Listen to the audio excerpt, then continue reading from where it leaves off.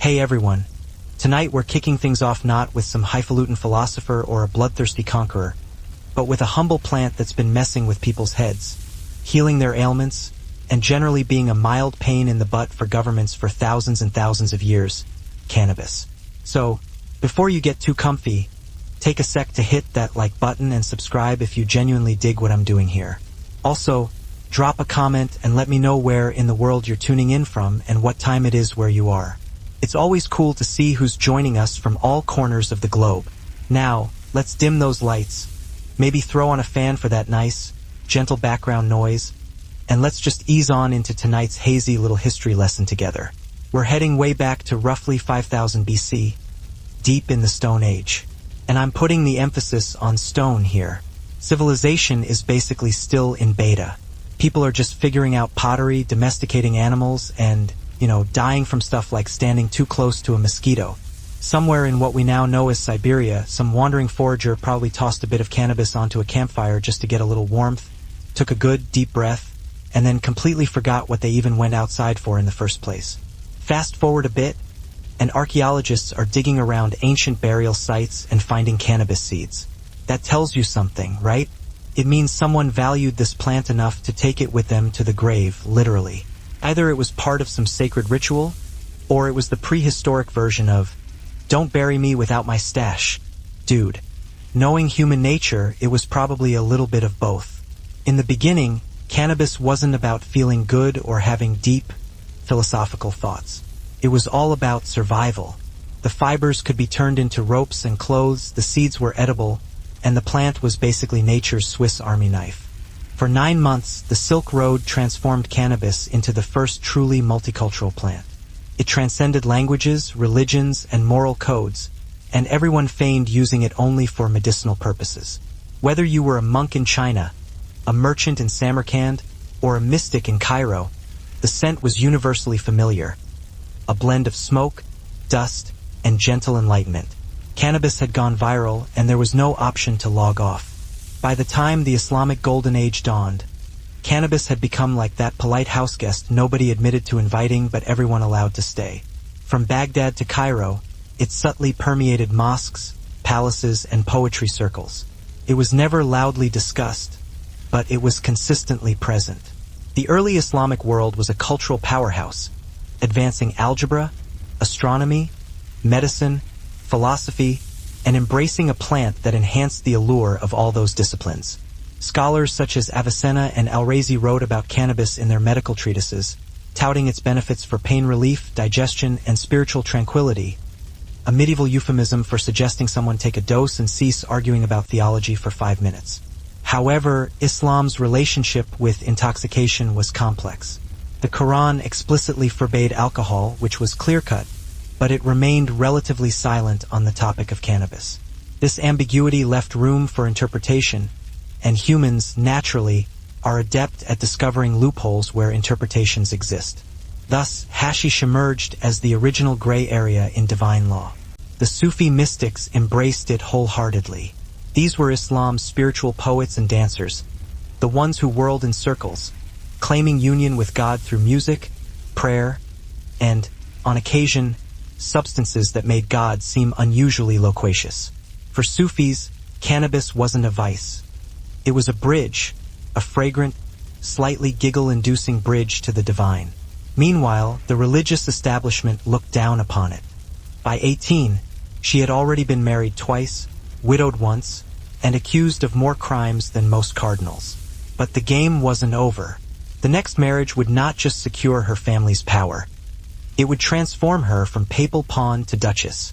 In 1502, at the age of 22, Lucrezia Borgia became the Duchess of Ferrara. And for once, not everyone was horrified. Her marriage to Alfonso d'Este, heir to the powerful Este family, was less a romantic leap and more a desperate political calculation. The Borgias needed respectability after a decade of blood, rumors, and accidental deaths. Ferrara, on the other hand, needed papal favor and a hefty dowry. In short, everyone held their noses and smiled. When Lucrezia arrived in Ferrara, she brought with her wagons of gold, fine fabrics, servants, musicians, and a reputation so toxic it could wilt the city's roses. The Este family, renowned for its refinement, didn't know what to make of her. Courtiers whispered that she carried poison in her rings, that her perfume was laced with arsenic, and that kissing her hand might be fatal. One poet even wrote that her smile contained both heaven and hell. He wasn't wrong. It was Renaissance Italy, after all. But to their surprise, Lucrezia didn't come to destroy Ferrara. She came to rebuild herself. Instead of scandal, she offered culture. She turned the court into a glittering center of art and music, hosting poets, scholars, and philosophers. Even Niccolò Machiavelli, who wasn't easily impressed, spoke of her political grace. For a woman whose name had become a curse, Lucrezia's reinvention bordered on miraculous. Her marriage to Alfonso wasn't particularly affectionate. He was more interested in cannons than conversation. But it was stable. He valued her intellect and trusted her to manage affairs while he was away. She became the duchy's unofficial diplomat, negotiating between feuding powers and writing letters that dripped with tact and charm. If the Circus Maximus was indeed Rome's very heart, its racing pulse was undoubtedly divided into just 4 distinct colors: red, blue, green, and white. These colors represented far more than just simple racing teams. They were instead deeply ingrained tribal identities, fierce political loyalties, and all-consuming emotional addictions rolled into one powerful package. Every single Roman belonged to one of these factions, whether they were born into unimaginable nobility or simply scraping by as a lowly beggar in the streets. To proudly wear a team's colors wasn't just a simple fashion statement. It was an undeniable act of unwavering faith. The Reds were widely known to be hot-tempered, fiercely passionate, and greatly loved by the hard-working classes. The Whites carried themselves with an aura of old money and deeply entrenched tradition. The Greens, usually backed by wealthy merchants and the rapidly rising middle class, were known for their cunning and their willingness to freely bribe officials in order to unfairly adjust the race results. The Blues, perhaps the most infamous of all, counted powerful senators and even emperors among their most influential patrons. They typically represented the elite, the highly disciplined, and the generally untouchable upper crust of Roman society. These factions were far more than just simple names shouted at the races. They were essentially full-blown corporations in their own right. Each one maintained elaborate stables, skilled trainers, wealthy financiers, devoted priests, and even networks of cunning spies. They diligently bought the very best horses from distant Spain and North Africa, trained their dedicated drivers like seasoned warriors, and maintained expansive networks that could easily rival even military intelligence. Some particularly zealous factions even owned slaves who specialized solely in cheering professional fans whose only actual job was to scream even louder than the opposition. For nearly 1,000 glorious years, the historic Circus Maximus constantly echoed with deafening thunder. The thunder of pounding hooves, the thunder of wildly cheering crowds, and the thunder of the unmistakable heartbeat of an entire empire. But as Rome's undeniable glory gradually faded, so too did its greatest and most beloved spectacle. The inevitable end didn't come in one sudden and dramatic crash. It instead came far more quietly, like a dying ember slowly flickering out in the swirling dust it had once so fiercely ignited. By the 4th century AD, the old, easily appeased gods had gradually fallen out of widespread favor. Christianity had swept triumphantly through the crumbling empire, bringing with it a newfound disdain for pagan bloodlust. Staunch bishops routinely called the violent races sinful and distracting. Yet even then, the pragmatic people stubbornly resisted. The once sacred circus had somehow become far more than just another religion or tired ritual. It had instead become a deeply ingrained part of their collective identity, a visceral link to the fading past, and a potent symbol of everything that Rome had once proudly stood for. It was tradition, identity, and memory all rolled into one. For generations of Romans who felt they had nothing else to truly believe in, the roar of the crowd at the Circus Maximus was the last vestige of Rome that still felt like something divine. But the empire's money started running low, and so did its patience for extravagant entertainment. The massive cost of keeping the circus going, with its horses, charioteers, and prizes, became too much to handle. The factions, which had once been wealthy thanks to imperial sponsorship, began to fall apart.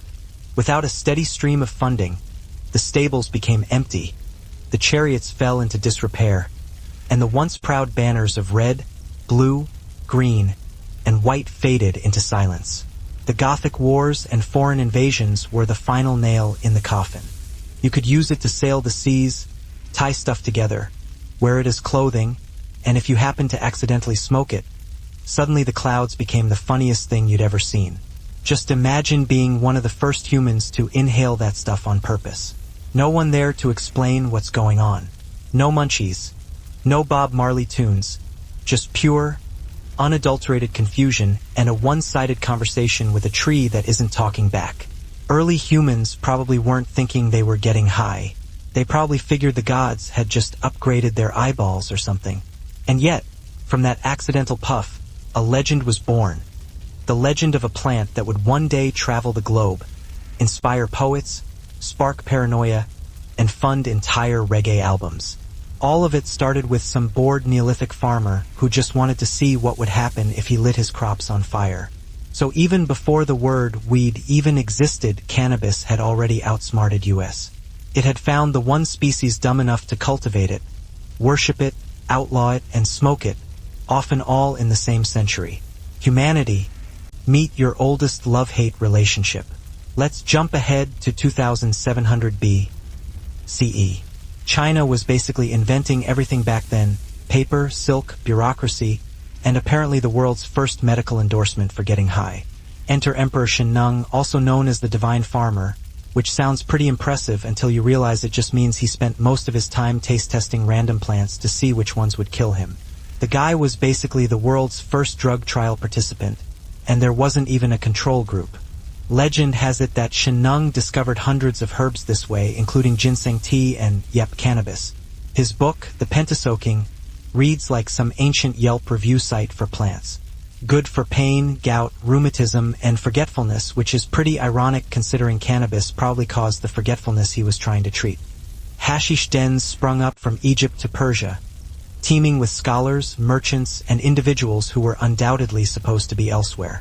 Authorities denounced it as a moral blight, and preachers condemned it as the herb of idleness. Yet, every attempt to crack down on it failed, largely because the enforcers found it necessary to confiscate substantial quantities of evidence for personal assessment. By the 13th century, hashish had evolved into the era's openly acknowledged secret. Poets lauded it, rulers outlawed it, doctors prescribed it, and beggars smoked it. Everyone held an opinion, and about half of them lost their train of thought mid-sentence. Consequently, while Europe was preoccupied with burning witches and bathing sparingly, the Islamic world debated whether cannabis fostered a closer relationship with God or merely facilitated a nap. Either way, the outcome remained consistent: a civilization at the zenith of its creativity, potentially experiencing a slight high along the way. Somewhere in the intricate mountain ranges of 11th century Persia, cannabis encountered its first genuine public relations challenge. The legend commences with a clandestine sect referred to as the Nizari Ismailis, who constructed fortified castles, irritated empires, and occasionally eliminated political adversaries through unconventional methods. Their leader, Hassanai Sabah, governed from a mountain stronghold known as Alamut, a name that loosely translates to Eagle's Nest, given that murder headquarters didn't resonate well with the neighbors. According to medieval rumors, his followers, the Hashishin, smoked hashish prior to carrying out assassinations, advancing in a euphoric daze of divine purpose. Chroniclers asserted that the drug rendered them fearless, devoted, and exceptionally stabby. It's a captivating narrative, though almost certainly fabricated. In reality, there's no verifiable evidence that these men ever consumed hashish before missions. Still, ghosts from Rome lingered. Her father, Pope Alexander VI, died in 1503, supposedly after a bad batch of poison wine meant for someone else. Cesare Borgia's empire crumbled soon after. Overnight, the Borgia name went from untouchable to unmentionable. Lucrezia, ever pragmatic, quietly distanced herself from her infamous past. In Ferrara, she was no longer the Pope's daughter or the alleged poisoner.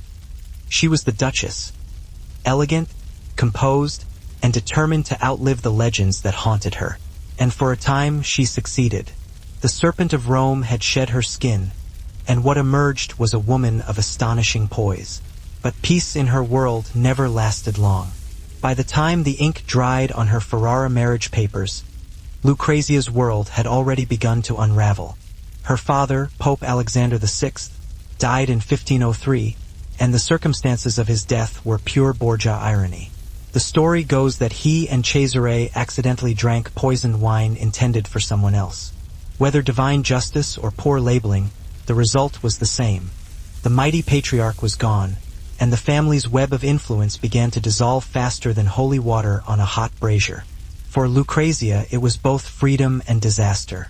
Without her father's protection, the Vatican turned on the Borgias like wolves. Her brother, Cesare, the family's brutal enforcer, lost everything. His lands, his armies, his political leverage. Captured, imprisoned, and eventually killed in Spain, he became a tragic echo of his former self. The man who once made princes tremble now bled out on a roadside at 31. The fall of the Borgias left Lucrezia stranded in a sea of enemies. In Rome, her name was synonymous with sin. In Ferrara, it was still a polite scandal. The courtiers whispered about her family's downfall, the poisonings, the incest, all the familiar bedtime stories of the Renaissance. Yet she didn't flinch. If anything, she became quieter, colder, more calculating. Violent fights between opposing supporters were about as common as the races themselves. The streets would frequently erupt into chaotic riots whenever a favorite charioteer lost unfairly, or when a rival's driver was accused of intentional sabotage. Just imagine modern-day soccer hooliganism, but amplified 100-fold with the addition of deadly swords and flaming torches. The notoriously unstable Emperor Nero once tried to calm the pervasive chaos by openly supporting both the Greens and the Blues simultaneously. But instead of bringing about peace, it only served to make things significantly worse. Everyone desperately wanted imperial favoritism, and absolutely no one wanted to share it with anyone else. For the die-hard fans, victory wasn't just about simply winning the race. It was about their very identity. If your faction triumphed gloriously, you walked home with your head held high. If it suffered a crushing loss, you drowned your shame in cheap wine and angrily vowed bitter revenge next time. Children were baptized in their team's colors. Wives openly left husbands who supported rival factions. More than one deadly duel began over whether a driver from the Greens had intentionally clipped the wheel of a Blues chariot. In the end, the Circus Maximus wasn't just a simple racetrack. It was instead Rome's primary social battlefield, and when the faction colors violently clashed, it wasn't just horses that collided. It was truly the very soul of the entire Roman Empire itself. To the wildly roaring crowds of the Circus Maximus, the daring charioteers were nothing short of actual gods on wheels. They were essentially the rock stars of ancient Rome, adored, envied, and often tragically dead before they even reached the age of 30. Their names constantly echoed through bustling taverns and crowded marketplaces. Scorpus, Diocles, Porphyrius, men who could turn a single lap around the Spina into a fleeting eternity of pure glory. The circus, once the pride of the capital, became a battleground, and then a dumping ground for trash. Weeds grew over the track where Scorpus had once raced to glory. Statues crumbled and fell. The obelisks were hauled away to decorate papal Rome, as if Christianity wanted to tame the ghost of its pagan past. By the time the Western Roman Empire collapsed, the great stadium was a ruin, but in people's memories, it never stopped roaring. For centuries afterward, the people of Rome continued to tell stories about the circus. They imagined the sun glinting off the chariot's wheels, the crowd rising to its feet as one, and the cry of victory piercing the air. Even in its ruined state, the shape of the track was still visible, like a scar across the city that refused to fade away. Today, tourists walk across the flattened field where 500,000 people once screamed with excitement, and the silence feels almost sacred. You can still sense the ghosts of the past, the horses, the dust, the incredible speed. Because even though Rome may have fallen, the Circus Maximus, that crazy, glorious heartbeat of a civilization, never really stopped running. In the 12th century, France became the stage for Europe's grandest performance, and the French perfected the art of living a glamorous lie. From the outside, everything shimmered with chivalry, piety, and elegance. But behind those velvet curtains lay a world of secret affairs, treacherous loyalties, and dangerous games of love and inheritance. King Louis VI, obsessively pious, dreamed of a holy kingdom governed by virtue. His courtiers, however, had far more earthly desires. They coveted each other's spouses, fortunes, and titles. The court in Paris, and later in Poitiers, buzzed with poetry and scandal in equal measure. Troubadours sang songs of courtly love, that refined and poetic form of adultery that somehow made cheating sound divine. To Shen Nung, weed wasn't some dirty vice. It was legit medicine. The Chinese weren't rolling it up and passing it around back then. They brewed it into tonics, ground it into powders, and probably gave it some wise-sounding name like wind in the bones elixir. It was used to treat fevers, calm nerves, and make people a little too confident about their poetry. By this time, hemp was everywhere. It was spun into rope, woven into clothes, and even used as paper to write on. Entire towns were practically built out of cannabis. You could literally live your whole life surrounded by the same plant. Your clothes, your scrolls, your fishing nets, and, if you were lucky, your mild painkiller. It was basically like living inside an eco-friendly bong. Doctors in ancient China took it seriously. They believed cannabis helped balance the body's yin and yang, which is just a fancy way of saying it chills you out. It wasn't being used recreationally yet, but let's be real, every civilization that claims they're using something for spiritual healing usually ends up giggling at shadows at some point. So, while the rest of the world was still trying to figure out fire pits and making bad decisions, China had already added cannabis to its pharmacy. Shen Nung might not have known what THC was, but he knew one thing: it made people stop complaining for a little while. And in a world full of famine, floods, and Mongols warming up in the distance, that's what you call medical progress. While China was busy bottling cannabis into tonics and pretending it was strictly for medicinal purposes, their neighbors out on the wide-open grasslands of Central Asia had a much simpler idea. Just burn it and breathe deep, man. Say hello to the Scythians, the horse-riding nomads who basically lived outdoors, looked like they hadn't slept since birth, and had a general attitude that could best be described as armed and unbothered. Around 1000 B, the myth was likely concocted by their adversaries, who needed a plausible rationale for why an elite squad of mountain zealots consistently outsmarted entire empires. Blaming the drug proved simpler than conceding that the opposition simply possessed superior planning. They're not geniuses. Their high became the medieval counterpart to damage control. However, the tale spread with the speed of a rumor in a crusader camp. European knights returned home, sharing hushed accounts of Eastern assassins intoxicated by peculiar herbs. The term hashishin mutated across languages until it became assassin, and just like that, a religion, a tactic, and a drug coalesced into a sensational headline that has endured for 9 centuries. Ironically, the Nizari Ismailis were primarily scholars, engineers, and diplomats. They built libraries, negotiated treaties, and resorted to killing only when absolutely essential, which admittedly still occurred rather frequently.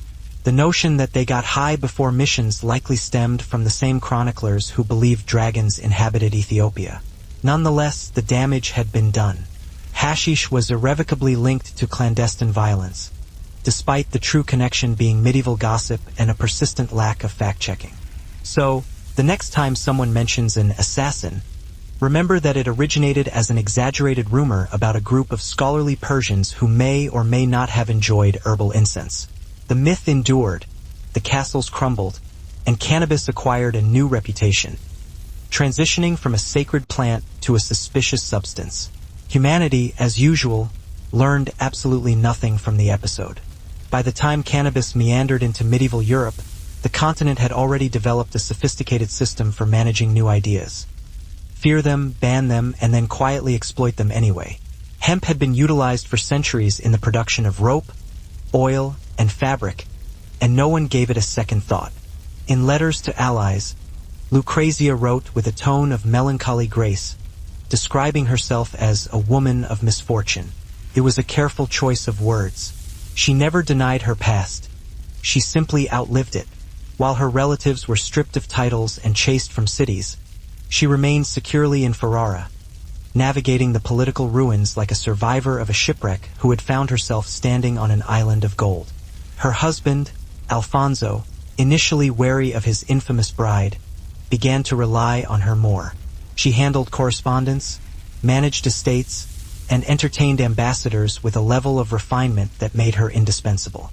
The Duchess of Ferrara might have been born in scandal, but she had mastered the art of endurance.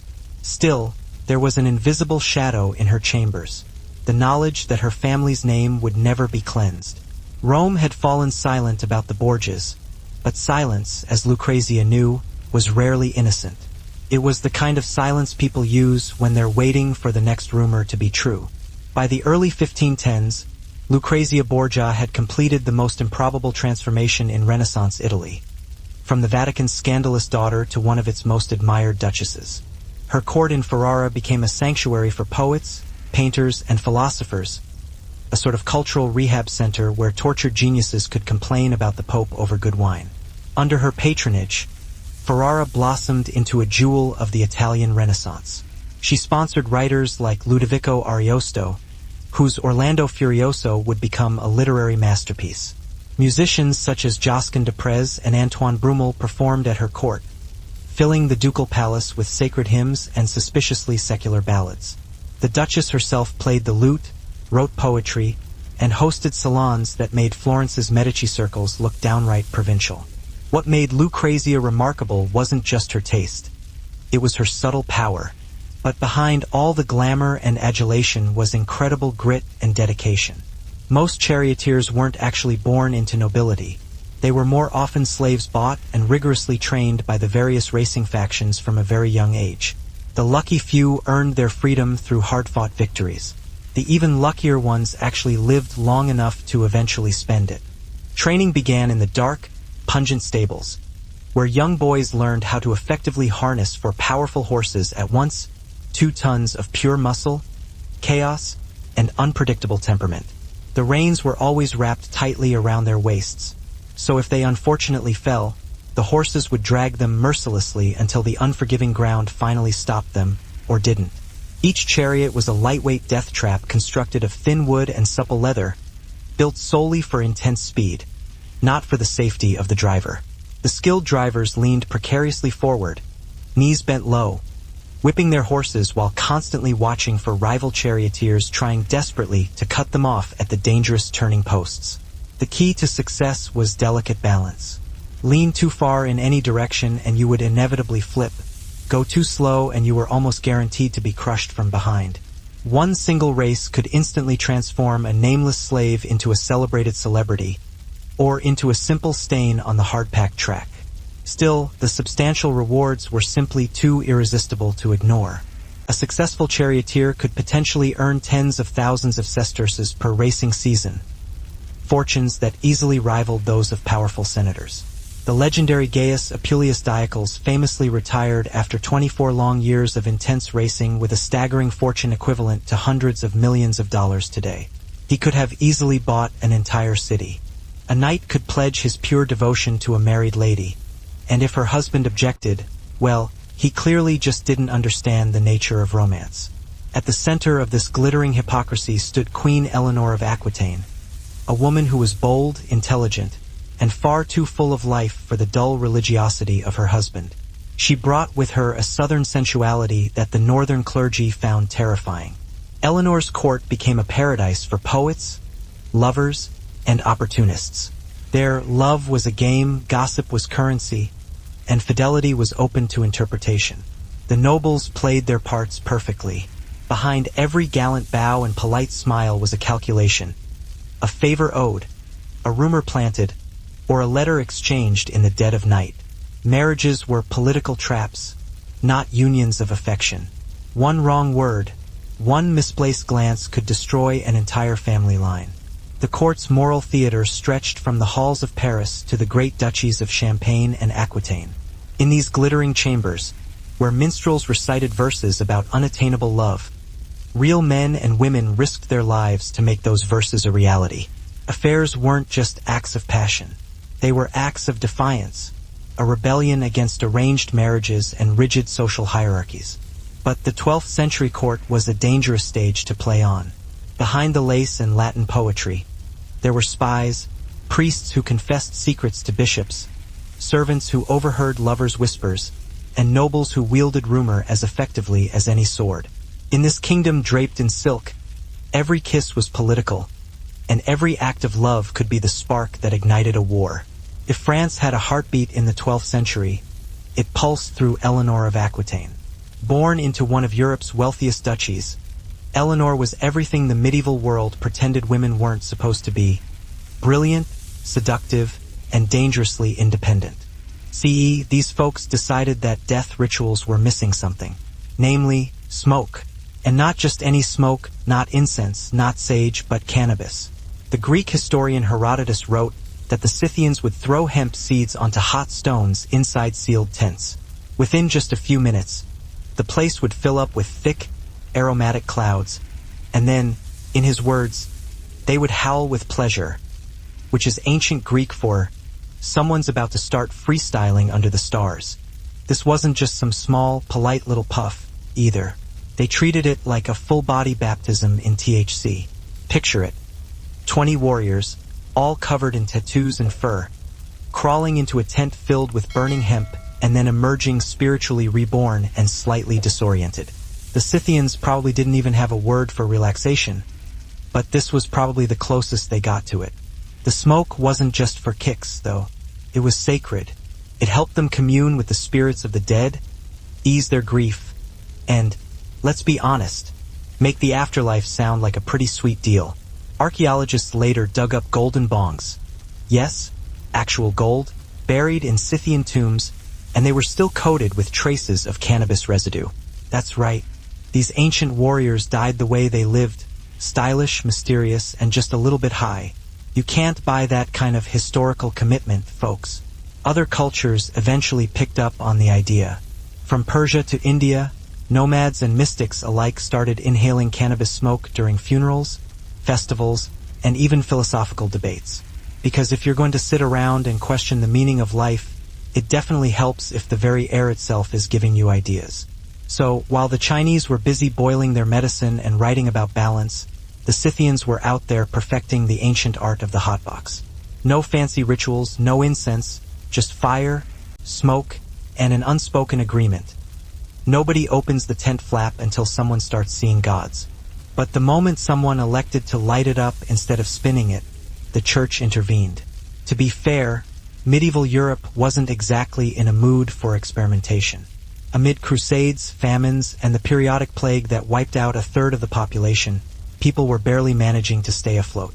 The church exerted control over everything, including law, medicine, and one's prospects for eternal happiness, and it wasn't particularly enthusiastic about substances that made peasants chuckle during sermons.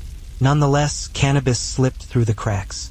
Monks cultivated hemp in monastery gardens for the purpose of making parchment and prayer ropes, all while penning moral condemnations of sinful herbs. It's safe to assume that at least one monk sampled the product and experienced a profound spiritual awakening involving a flickering candle flame and 37 Gregorian chants. By the 13th century, doctors and apothecaries were discreetly prescribing cannabis oil for pain, fever, and what they delicately termed female complaints. Proved effective, which, in turn, aroused suspicion. Anything that alleviated suffering without divine intervention raised eyebrows and often ignited torches. The church favored its miracles originating from heaven, not from someone's backyard. Meanwhile, travelers returning from the Crusades shared tales of hashish dens in the East. Dim rooms occupied by relaxed individuals who weren't actively killing each other. Naturally, Europe found this appalling. Chroniclers portrayed Saracens who smoked madness into their souls. Translation: they appeared happy, which was undeniably evil. Before long, cannabis was added to the growing catalog of things the church disapproved of, including pagan rituals, heresy, women reading, and now positive moods. Officially, it was labeled a devil's herb. Unofficially, it was still being used by midwives, herbalists, and anyone with chronic back pain and a realistic perspective on God's priorities. While Alfonso obsessed over fortifications and artillery, the man could talk about cannon calibers for hours. She handled diplomacy with velvet gloves. Ambassadors from France, Spain, and Venice wrote of her intelligence and charm, often adding, with thinly veiled awe, that she seemed nothing like her family. Still, whispers followed her everywhere. Visitors would glance around the grand halls of Ferrara, admire the frescoes, sip her wine, and then quietly ask whether she still kept a vial of poison among her perfumes. The Renaissance loved nothing more than redemption wrapped in suspicion. Privately, Lucrezia's life was less glamorous. She bore several children, endured miscarriages, and faced the cold practicality of a husband more soldier than lover. Yet she never allowed tragedy to define her. In letters, she spoke of faith, music, and the peace of the soul, words that sounded less like confession and more like self-preservation. Her relationship with the church remained complicated. She funded monasteries and charities, perhaps out of guilt or perhaps because in Italy salvation was just another investment. She even befriended reform-minded clerics, though always with careful distance. After all, when your family once ran the papacy like a crime syndicate, you don't get to preach about holiness. In Ferrara, Lucrezia had built what Rome had denied her: legitimacy. But the Renaissance had a cruel sense of timing, and even duchesses who escaped their pasts could not escape mortality. By 1512, Lucrezia Borgia's carefully rebuilt life began to crack beneath the weight of grief.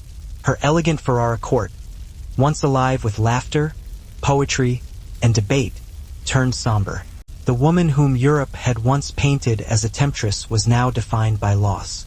Her son Rodrigo, the child she had with Alfonso of Aragon years before, died suddenly at just 12 years old.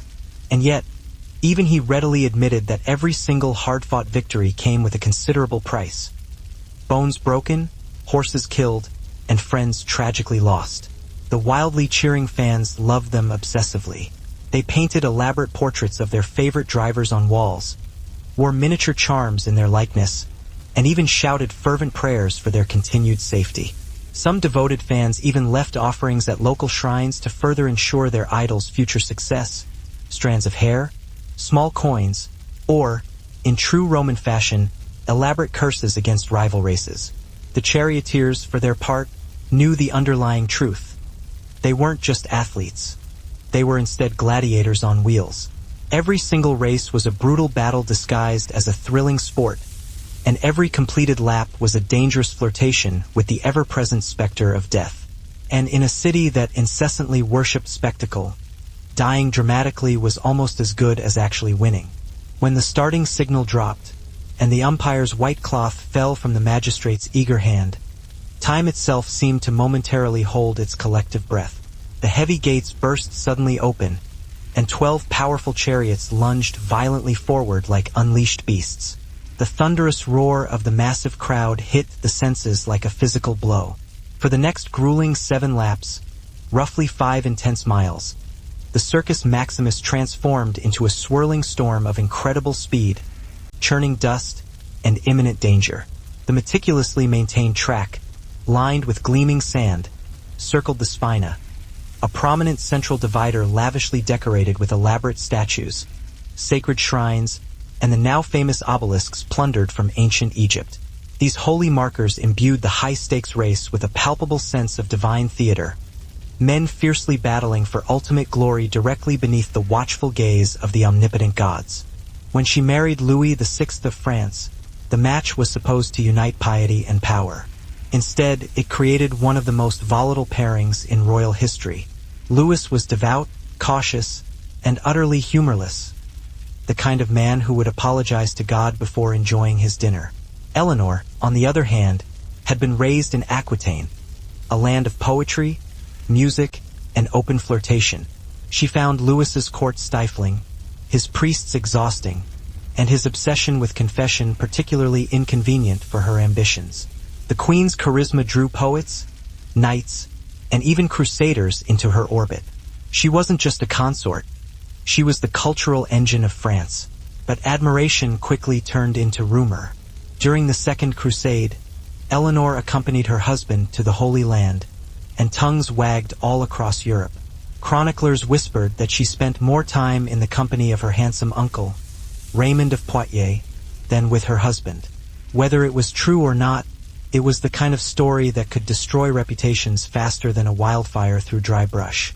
When the royal couple returned to France, their marriage was essentially a corpse wearing a crown. Louis, humiliated and convinced that he was being divinely punished, sought an annulment. Eleanor, meanwhile, didn't waste time mourning. She immediately started strategizing.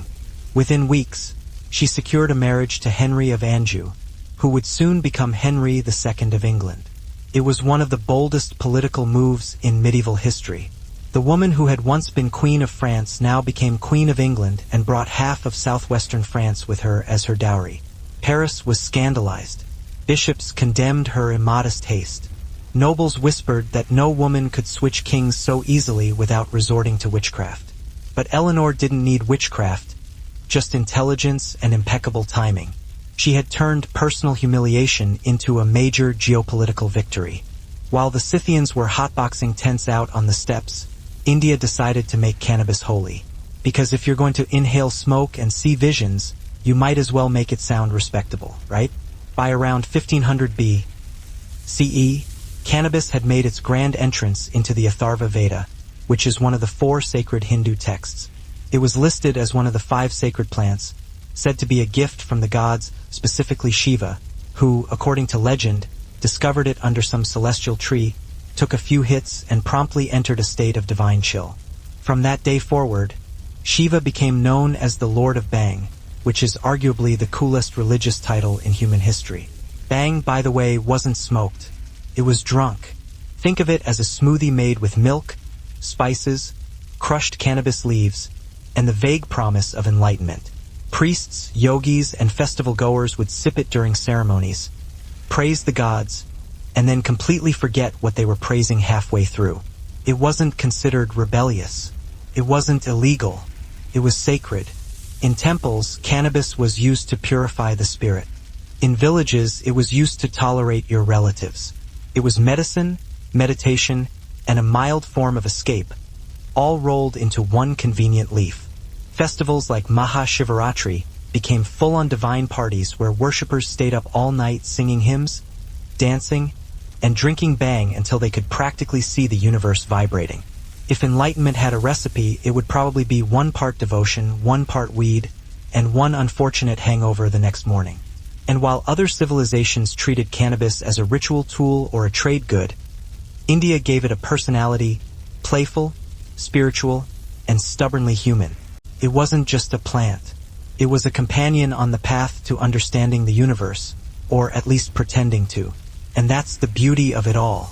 Nobody pretended it was just for health. Thus, Europe managed to transform a versatile, harmless plant into a moral crisis, a skill it hasn't relinquished.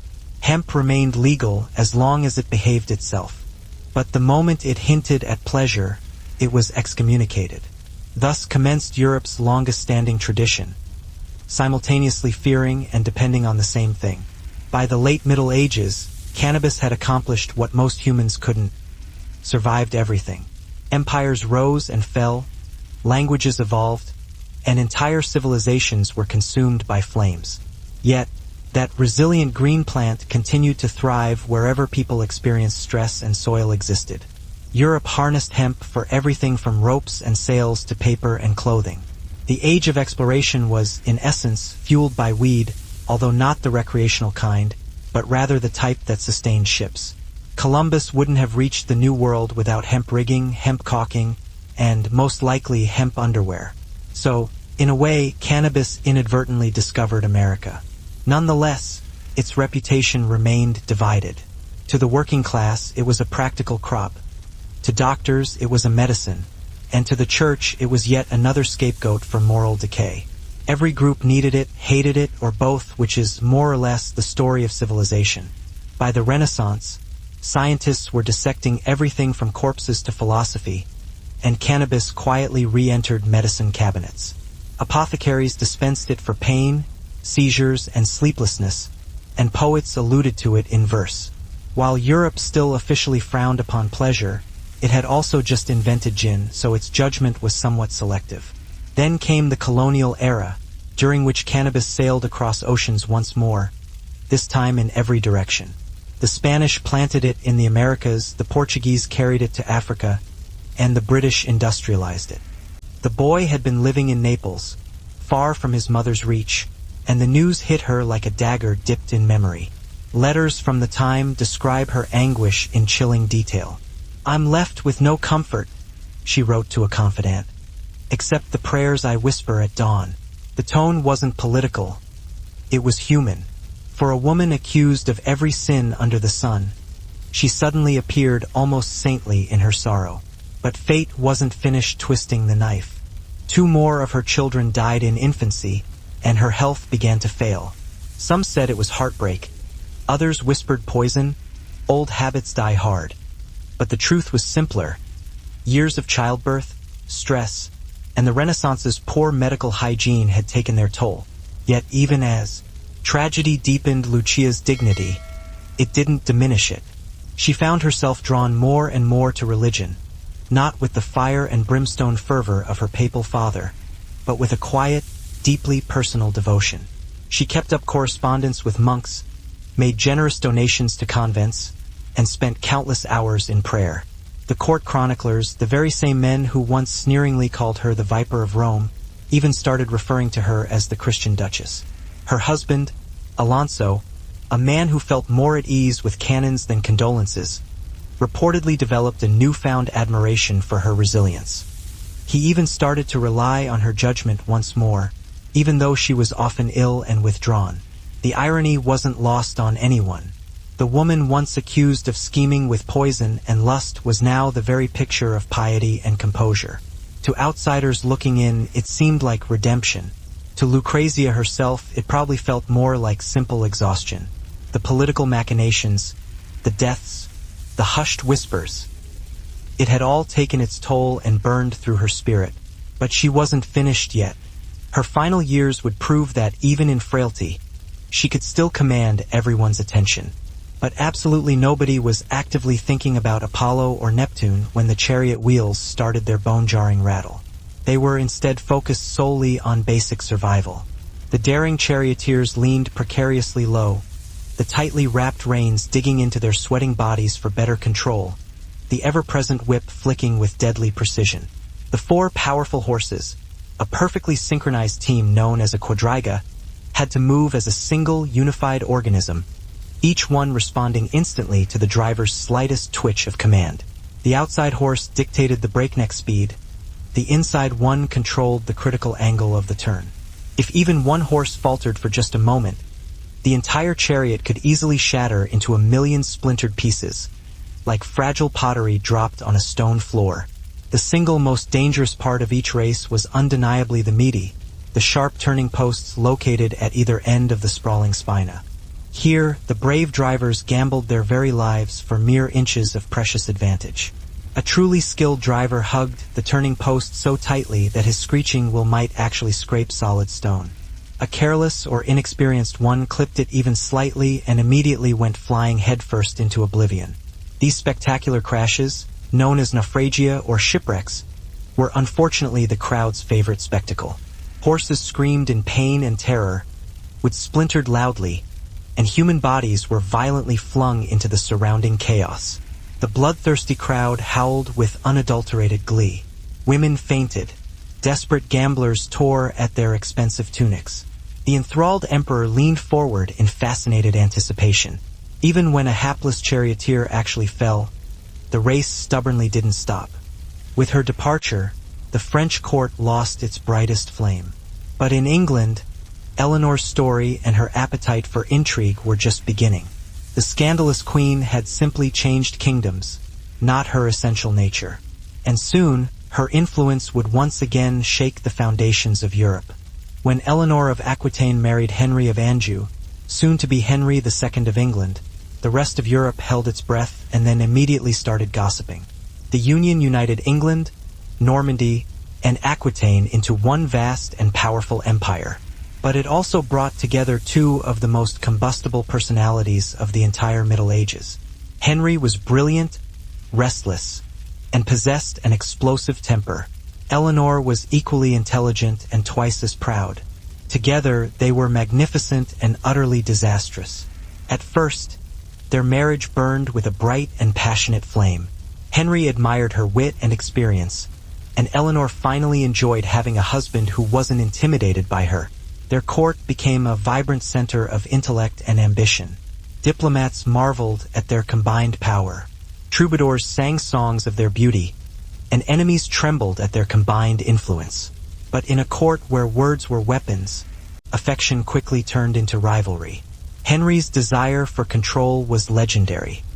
He micromanaged his lands, his clergy, his barons, and, most disastrously, his wife, as if they were all just extensions of his crown. Eleanor, who was accustomed to ruling in her own right as Duchess of Aquitaine, chafed at being reduced to a mere royal ornament. She retreated to her beloved Poitiers, where she surrounded herself with poets and philosophers. But behind the verses and dances, a spirit of rebellion began to brew. Rumors swirled through both courts. Henry kept mistresses, some noble, some not. Eleanor, wounded but defiant, began corresponding with discontented nobles, and, most dangerously, with her own sons. It was explicitly for joy, transcendence, and occasionally forgetting that you had 10 more years of drought ahead. So while the rest of the world was coughing intensely, India elevated cannabis to divine status. They didn't just smoke it, they deified it.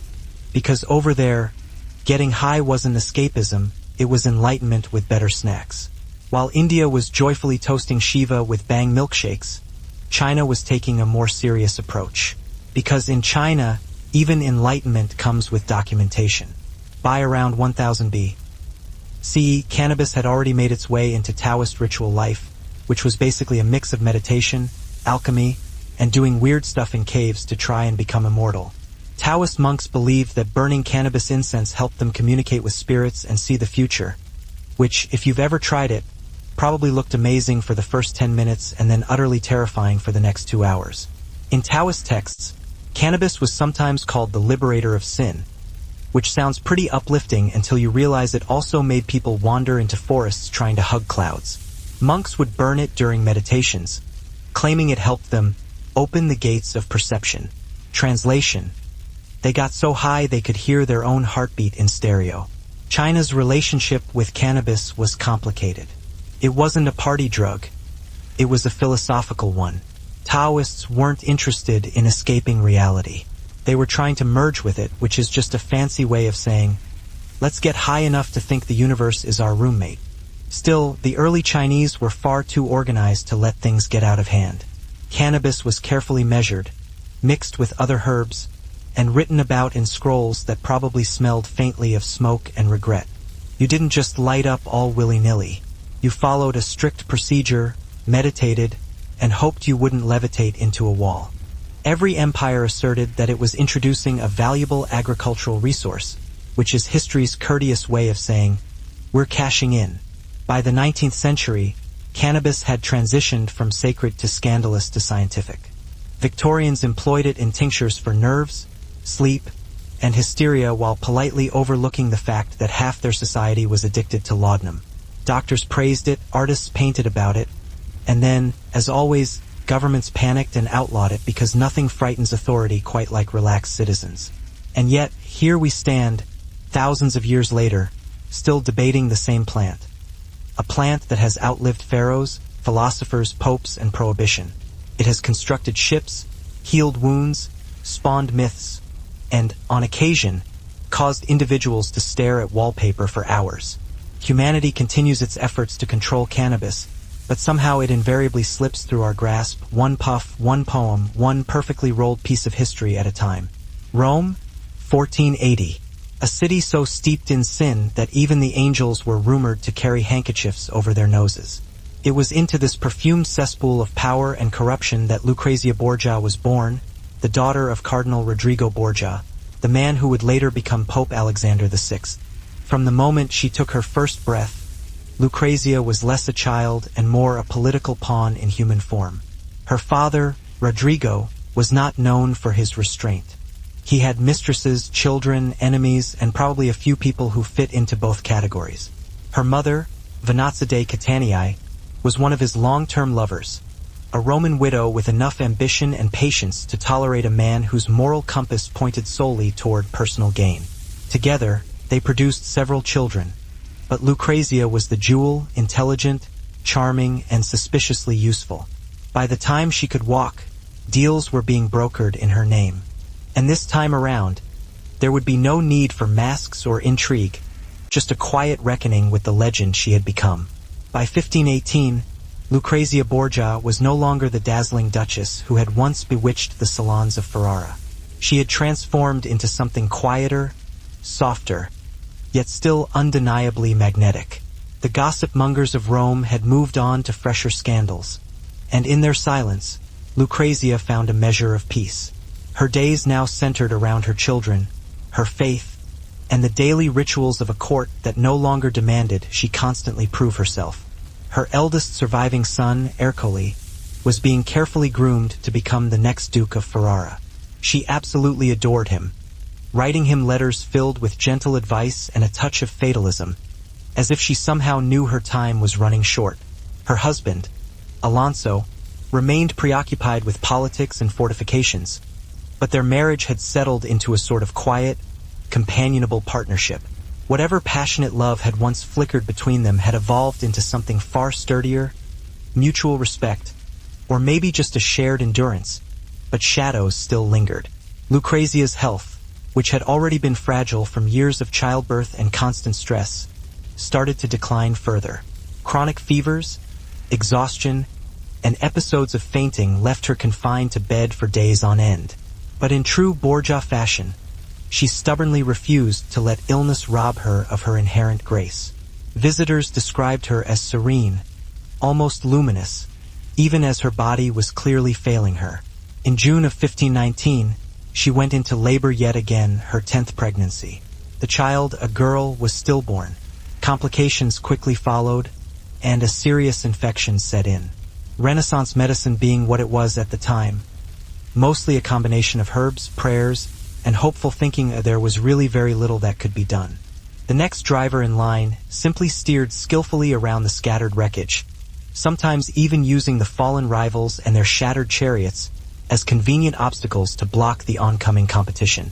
Each grueling lap was carefully marked by the precise turning of bronze dolphins or eggs meticulously mounted along the elevated spina. These were simple counters, but they relentlessly drove the building tension to a fever pitch. 6 dolphins down, just 1 to go. The ecstatic crowd screamed itself hoarse, and when a skilled driver finally crossed the finish line, caked in swirling dust and violently trembling from exertion, the overwhelming noise could literally shake the heavens themselves. It wasn't truly about horses or skill anymore. It was now entirely about Rome itself, reckless, magnificent, and utterly addicted to the deafening roar of glorious victory. Beneath the deafening thunder of thundering hooves and wildly cheering crowds, another brutal war constantly raged, one fiercely fought with shimmering coins, whispered curses, and pure, unadulterated obsession. Betting at the Circus Maximus wasn't just some minor side hobby. It was, in reality, Rome's true, unofficial religion. Powerful senators, seasoned soldiers, and lowly slaves all eagerly gambled on the races, united by one single universal truth. Fortune, fickle and capricious, favored no one for very long. Shady bookmakers prowled through the packed stands with their wax tablets, taking wagers on absolutely everything imaginable. The winning color, the total number of spectacular crashes, even whether a particular favorite's prized horse would make it safely past the perilous first turn.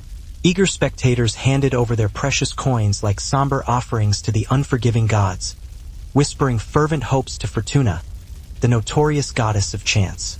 For many deeply superstitious Romans, Fortuna was far more dependable and trustworthy than Jupiter himself. Their letters, written in careful code, spoke of honor, inheritance, and justice, polite medieval euphemisms for revolt. The turning point came when Henry's relationship with Rosamund Clifford, his long-term mistress, became public knowledge. Chroniclers later embellished the story with tales of jealousy and poison, claiming that Eleanor hunted Rosamund through a labyrinth with a dagger in her hand.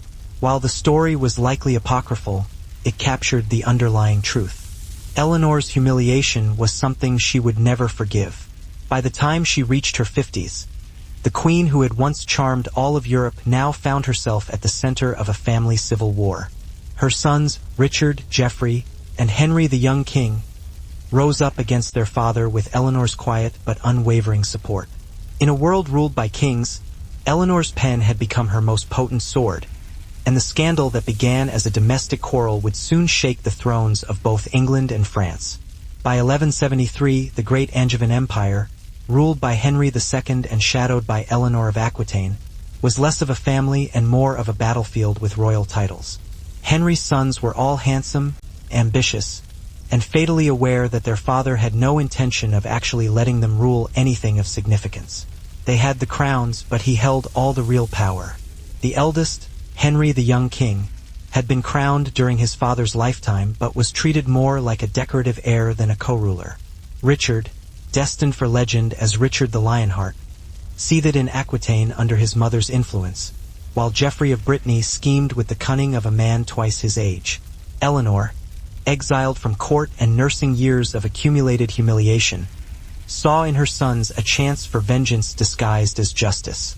The rebellion began in secret, with whispered letters, carefully forged alliances, and tempting promises.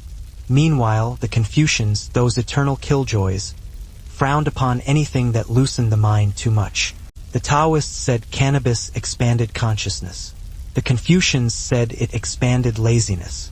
It was the first recorded drug policy debate in history, and it ended the same way all of them do. Everyone pretending to agree, then going home and doing whatever they want anyway. Through it all, cannabis remained the quiet companion of China's mystics, burned in temples, studied by scholars, and probably blamed for at least one lost manuscript. The result? A civilization that managed to turn getting high into a moral, philosophical, and bureaucratic process. Only in China could you inhale the cosmos but have to make sure you fill out the right form first. By now, cannabis had definitely earned its place in human civilization, not just as some mystical herb or shady vice, but as that overachieving plant that nobody could seem to get rid of. You could smoke it, wear it, write on it, build with it, and probably even eat it if times got really tough. It was the Swiss Army knife of the ancient world, except instead of opening bottles, it opened minds, sometimes a little too far. In ancient China, hemp wasn't just useful, it was absolutely everywhere. Farmers grew it in massive fields. Villagers spun it into thread, and scribes turned it into paper. The world's earliest texts were written on hemp, which means that human civilization was literally recorded on weed. Somewhere out there, a Taoist monk was probably inhaling the very same plant that another monk was using to write, "Stop inhaling this stuff." The fibers were legendary, strong, durable, and resistant to decay. Hemp ropes held up fishing nets, tied together ships, and occasionally restrained the same people who got a little too philosophical after smoking the other half of the plant. Clothing made from hemp lasted longer than most marriages and was only slightly less comfortable. But it didn't stop there. Imagine being 6 years old and already pledged to secure an alliance between noble families who had never even met you. That was Lucrezia's reality. Her early education wasn't about dolls or prayers, but about rhetoric, diplomacy, and the art of appearing harmless while quietly plotting someone's downfall. Still, young Lucrezia was no villain, not yet. Contemporary accounts describe her as graceful, fair-haired, with the kind of beauty that Renaissance poets could write odes about before inevitably being poisoned at dinner. Her tutors taught her Latin, music, and poetry, skills intended to make her the perfect wife, or more accurately, the perfect bargaining chip. The Borgia name already carried the scent of scandal, and Lucrezia, though innocent at the time, would inherit its perfume.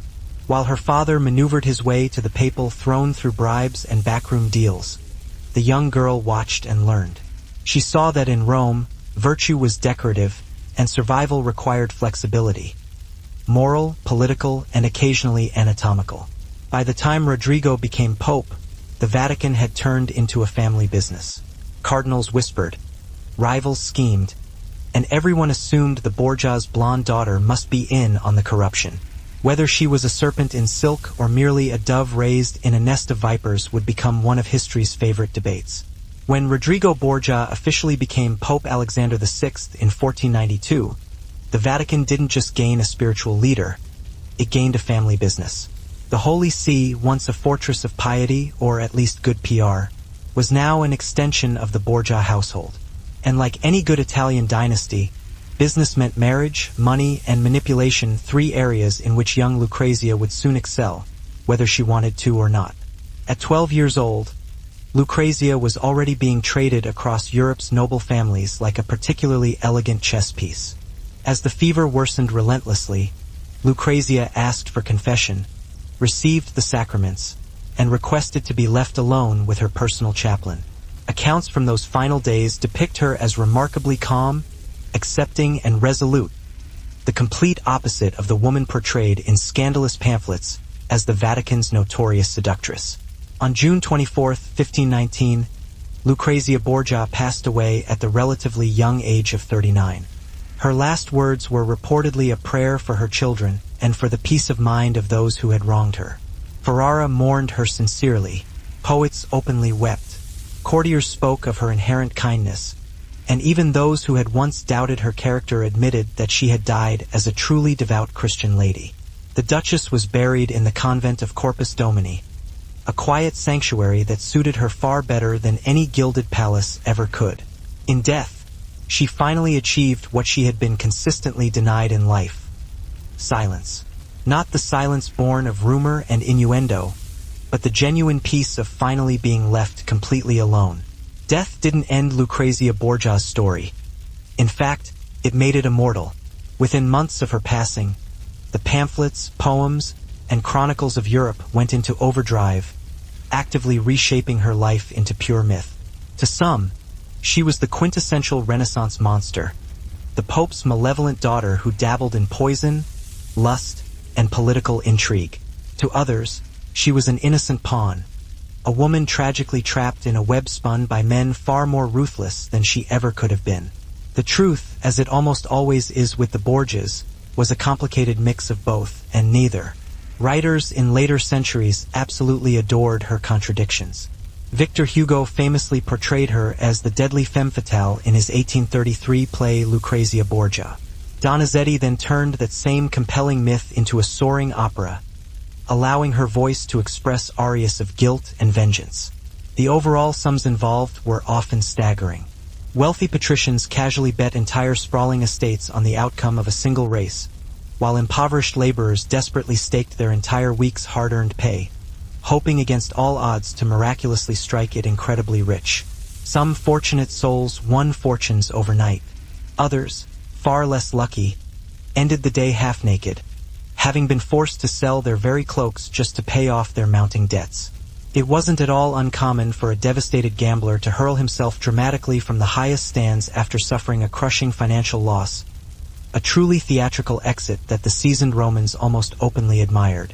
The highly sought-after charioteers themselves were also often directly involved in the gambling. The competing factions actively bribed stable hands for valuable inside information. Whether a prized horse was secretly sick, a driver injured, or a critical will deliberately sabotaged, rumors spread through the seething crowd faster than a raging wildfire, and the betting odds constantly changed with every frantic whisper. Rome, ever the dedicated empire of spectacle, cleverly turned even blatant deceit into yet another form of readily available entertainment. But betting wasn't just about cold, hard money. It was instead thinly veiled tribal warfare disguised as a popular sport. Faction supporters frequently fought violently in the surrounding streets after particularly bad races, blaming everything on rampant corruption, divine injustice, or simple, abject bad luck. During one especially infamous riot, enraged fans of both the Greens and Blues notoriously set entire sections of the sprawling city ablaze, because apparently basic sportsmanship was simply not a valued Roman virtue. Even the emperors themselves couldn't resist the contagious fever of gambling. Eleanor encouraged her sons to rise up against their father, framing it as a fight for autonomy rather than simple revenge. Soon, the French king, Louis VII, her former husband, joined the cause, proving that, in medieval politics, grudges had excellent memories. France armed the sons, and the empire began to fracture. Henry, furious and feeling betrayed, crushed the rebellion with brutal efficiency. His soldiers tore through Aquitaine. Castles loyal to Eleanor fell one by one. When the revolt collapsed, Henry's rage turned homeward. His sons begged for forgiveness. Eleanor, however, received none. Captured while trying to flee to her own lands, she was imprisoned, a queen turned prisoner by her own husband. For 16 long years, Henry kept her under guard, moving her between castles like a dangerous relic. Courtiers whispered that she spent her days writing poetry and her nights plotting revenge. Her daughters married into Europe's great courts. Her sons continued to rebel against their father. And still she waited. To the outside world, it seemed that Henry had triumphed. Yet the victory turned sour. His sons despised him. His allies distrusted him. And his wife, the most brilliant woman in Christendom, became a living symbol of his tyranny. The royal scandal that had begun as a family argument now consumed half of Europe. And as Henry aged, the bars of Eleanor's prison began to rattle. Because nothing in history stays confined forever, least of all a queen with unfinished business. For 16 long years, Eleanor of Aquitaine lived behind imposing stone walls, a queen reduced to a rumor. Locked away by Henry II, she was moved from castle to castle under heavy guard. Her crime wasn't treason in the legal sense. It was something far more unforgivable. She had defied her husband publicly and brilliantly, and in the 12th century, that alone was enough to constitute rebellion. But even in captivity, Eleanor remained a powerful presence. Archaeologists have even found ancient hemp sandals, bowstrings, and even armor padding, because nothing says battle-ready like a soldier dressed head to toe in cannabis. It's entirely possible that somewhere out there in history, an army marched into war completely surrounded by hemp and had absolutely no idea they were fighting inside history's first all-natural dispensary. As the plant spread westward along trade routes, it conquered new continents without even lifting a leaf. The Persians made rope, the Egyptians brewed it into ointments, and the Greeks, naturally, argued about its moral implications over a few glasses of wine. Everyone used it, everyone needed it, and everyone pretended that it wasn't just a little bit suspicious how cheerful their weavers seemed to be all the time. Hemp had become the quiet empire builder. It didn't need swords or soldiers. It simply offered strength, flexibility, and a faintly herbal smell that lingered for centuries. While kings were busy fighting over gold, hemp just sat quietly in the corner, patiently waiting for humanity to remember that it existed. And eventually they would. Not for rope, not for scrolls, but for smoke. The era of practical use was officially over. The age of recreational enlightenment was just beginning. By the time cannabis drifted into ancient Persia, it had already been medicine, rope, and incense. The Persians looked at this miraculous plant and, being Persians, decided that it should probably teach them something about the universe. Because in that part of the world, even getting high came with a mandatory reading list. The Assyrians were the first to use it on a regular basis, calling it kunabu, which sounds suspiciously like the word cannabis because, well, it is. They burned it in temples, not for fun, but for divine insight, which is ancient priest code for we're about to start smelling colors. Her first engagement was to a Spanish nobleman, Don Cherubino Juan de Centelles. But that alliance fell through faster than a papal promise of reform. Her second fiancé, a noble from Naples, suffered a similar fate once his usefulness expired. You could say Lucrezia's love life was less about romance and more about diplomacy with jewelry.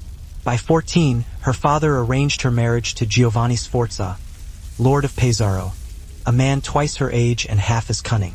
The union was purely strategic, cementing ties between the papal throne and one of Italy's most powerful families. The wedding, of course, was a lavish affair.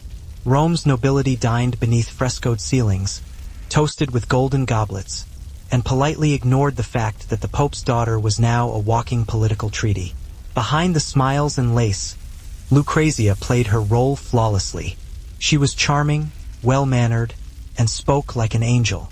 Unfortunately, angels didn't last long in Vatican politics. Her husband soon found himself out of favor when the Borgias shifted alliances.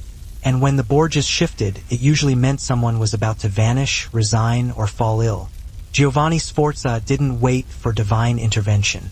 He fled Rome, accusing the Pope and Lucrezia of an affair.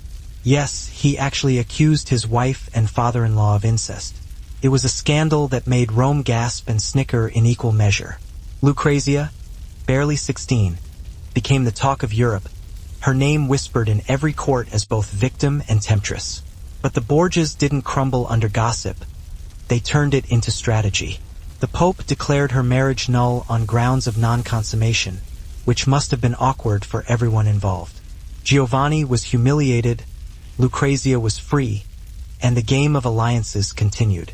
After her first marriage was neatly erased from history by papal decree, Lucrezia didn't have long to rest. Her father, ever the multitasker, had a new plan, and it came wrapped in Neapolitan silk. Painters depicted her with flowing golden hair and piercing cold eyes, one hand clutching a jewel-encrusted goblet, the other resting ominously on a human skull, half Madonna, half merciless executioner. Even Machiavelli, who had actually met her brother, Cesare, hinted that her political finesse and acumen made her every bit as formidable as any ruling prince. Yet those who actually read her surviving letters found something remarkably different. A woman who spoke tenderly of her children, who genuinely worried about the finances of convents, who prayed daily, and who signed her name simply, "Your most devoted Lucrezia." There was absolutely no venom, no seduction, only keen intelligence and a profound melancholy. Her legend has endured because she embodied the very contradictions of the Renaissance itself. Beauty and corruption, grace and ambition, sanctity and sin. She lived in an age where men poisoned entire cities and called it diplomacy. But because she was a woman, her every smile immediately became a cause for suspicion. The very same world that readily forgave popes for committing outright murder never forgave Lucrezia for simply surviving at all. Centuries later, historians finally began to reclaim her basic humanity. Modern scholarship sees her not as the she-devil of Rome, but as a political survivor born into an impossibly dysfunctional family. She played the role she was given because she honestly had no other choice, and she played it well enough to leave behind a lasting legacy that still manages to capture imaginations more than 500 years later. In the end, Lucrezia Borgia became exactly what history loves most: a complex riddle written in perfect handwriting. Whether she was a saint or a serpent ultimately depends on who's telling the tale, but one thing is absolutely certain. Very few women have ever danced so gracefully on the razor's edge between utter damnation and enduring immortality. The notoriously unstable Caligula reportedly bet enormous sums of money on his beloved Green faction, and once even threatened to summarily execute a losing charioteer who had personally cost him a race. The power-mad Nero, never one to be outdone, actually entered the races as a driver himself and, of course, conveniently declared himself the glorious victor, even after embarrassingly falling headfirst out of his own chariot. At the tumultuous Circus Maximus, money flowed freely like spilled blood, and both were readily spilled without hesitation. The wildly cheering crowd didn't just watch the races. They truly lived them, bled for them, and, on far too many occasions, actually died because of them. For the ancient Romans, it simply wasn't gambling, it was instead destiny, just with significantly worse odds. In the long-ago age before carefully sculpted marble statues and elaborate imperial cults stole the spotlight, the intrepid charioteers were undeniably the true celebrities of Rome. These mostly lean, perpetually sunburned men, usually just one disastrous crash away from utter oblivion, wielded far greater fame and influence than even the most respected generals. Their carefully crafted portraits hung prominently in bustling taverns. Their iconic names were laboriously carved into city walls, and their wildly cheering fans screamed louder and more passionately than even the battle-hardened legions. Gaius Appuleius Diocles effectively became the Michael Jordan of the entire Circus Maximus.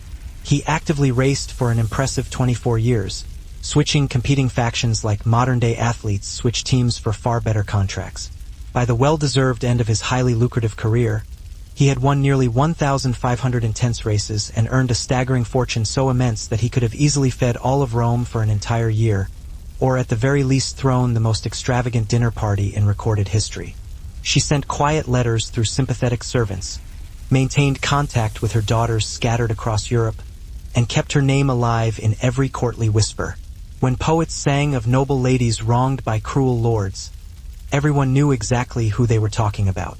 Henry could imprison her body, but he could not contain her legend. The king, meanwhile, was slowly being devoured by his own dynasty. His favorite son, Henry the young king, died during a rebellion, begging for his father's forgiveness on his deathbed. Geoffrey of Brittany was trampled to death in a tournament. Only Richard and John remained, one noble, one venomous, and both would betray him in their own ways. Henry's pride began to rot from within.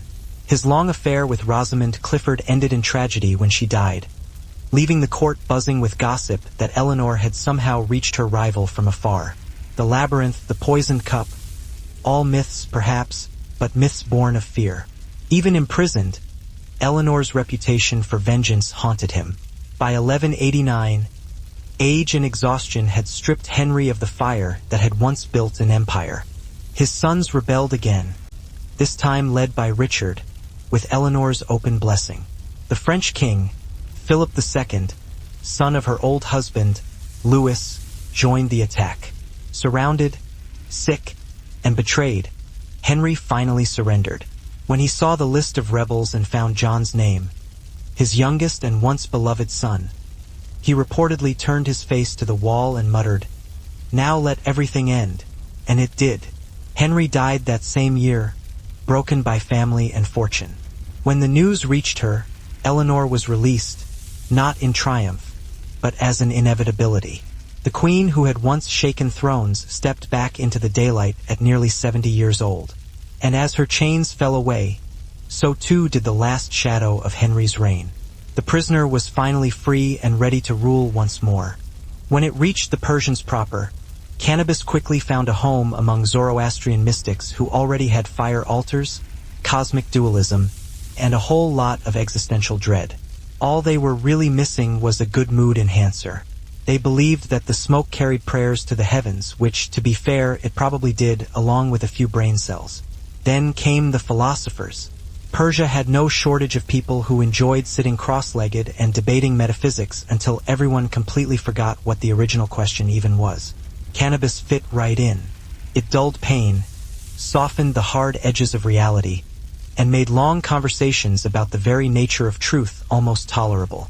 Ancient accounts mention that some priests used it during rituals to free the mind from doubt. Modern translation: suddenly, everything makes perfect sense, until it doesn't. But not everyone approved. As usual, the ruling class caught wind of the idea and promptly panicked. If people could suddenly reach the divine without paying temple fees, the whole darn society might just collapse. So cannabis began its long career as a suspicious substance, respected in private, condemned in public, and still passed around behind the incense burner. Persian traders helped spread it even further west along the Silk Road, where it picked up new names, new rituals, and a growing reputation for philosophical chaos.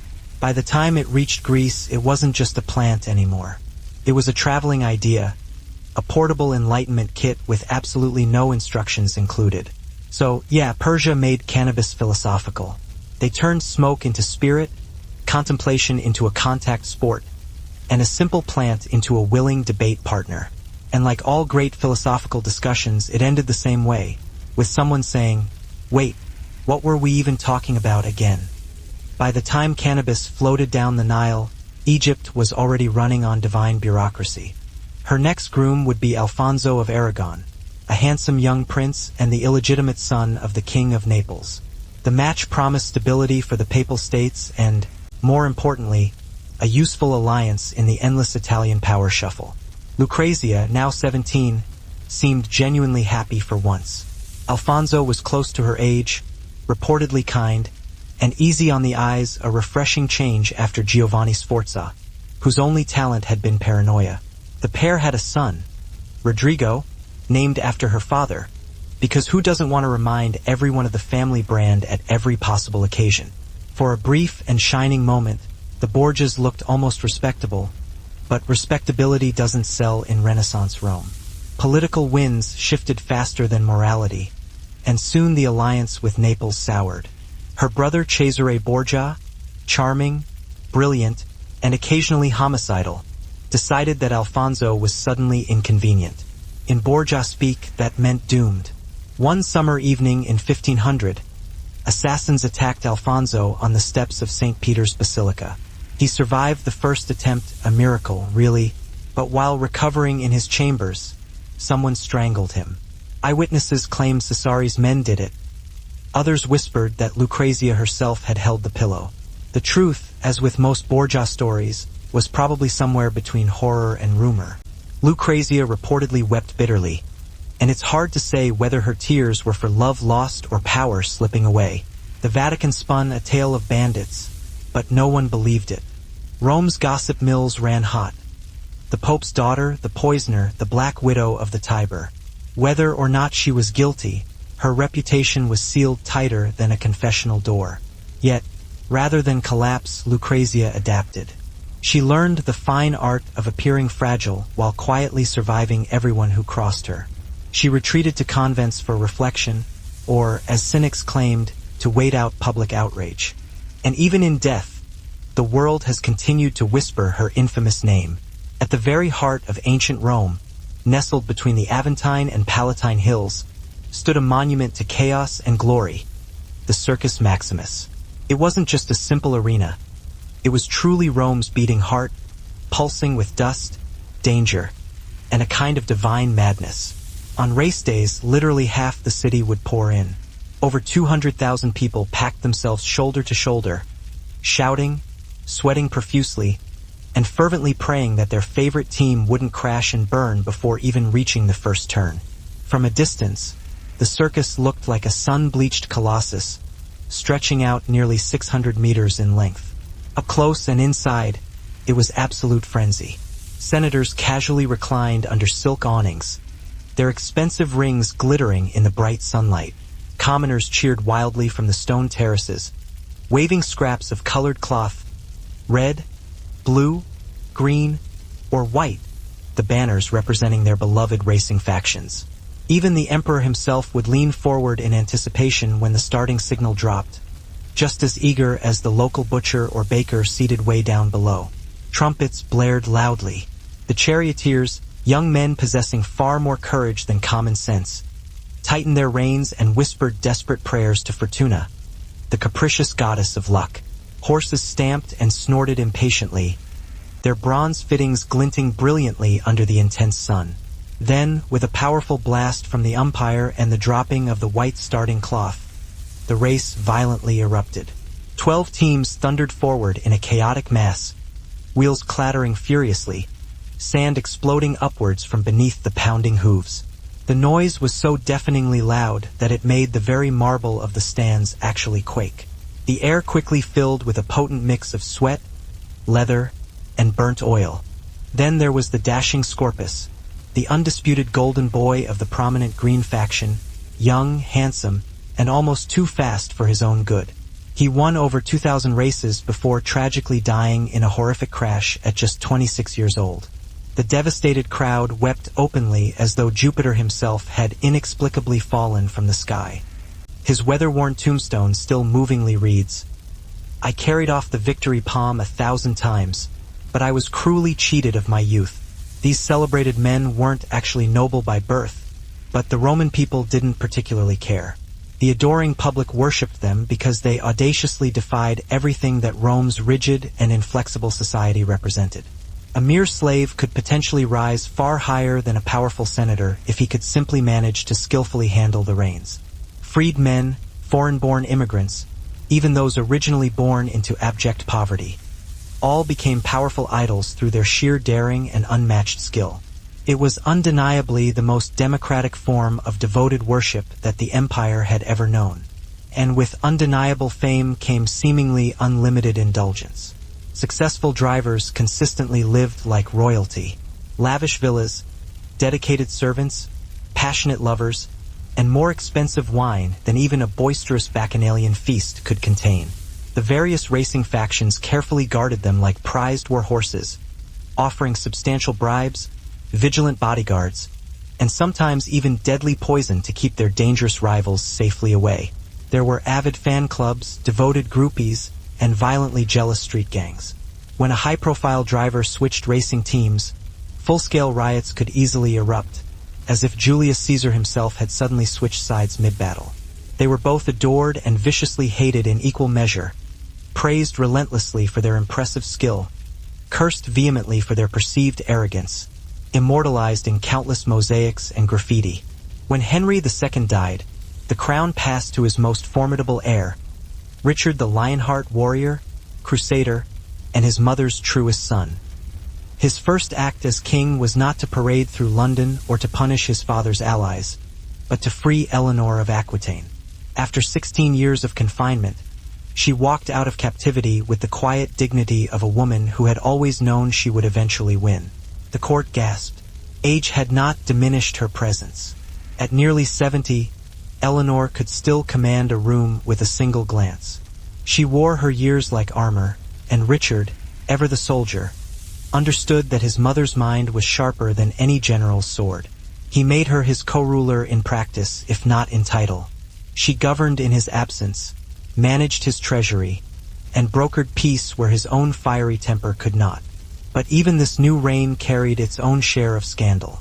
Richard's own romantic passions, whispered to include both men and women, fueled endless court gossip.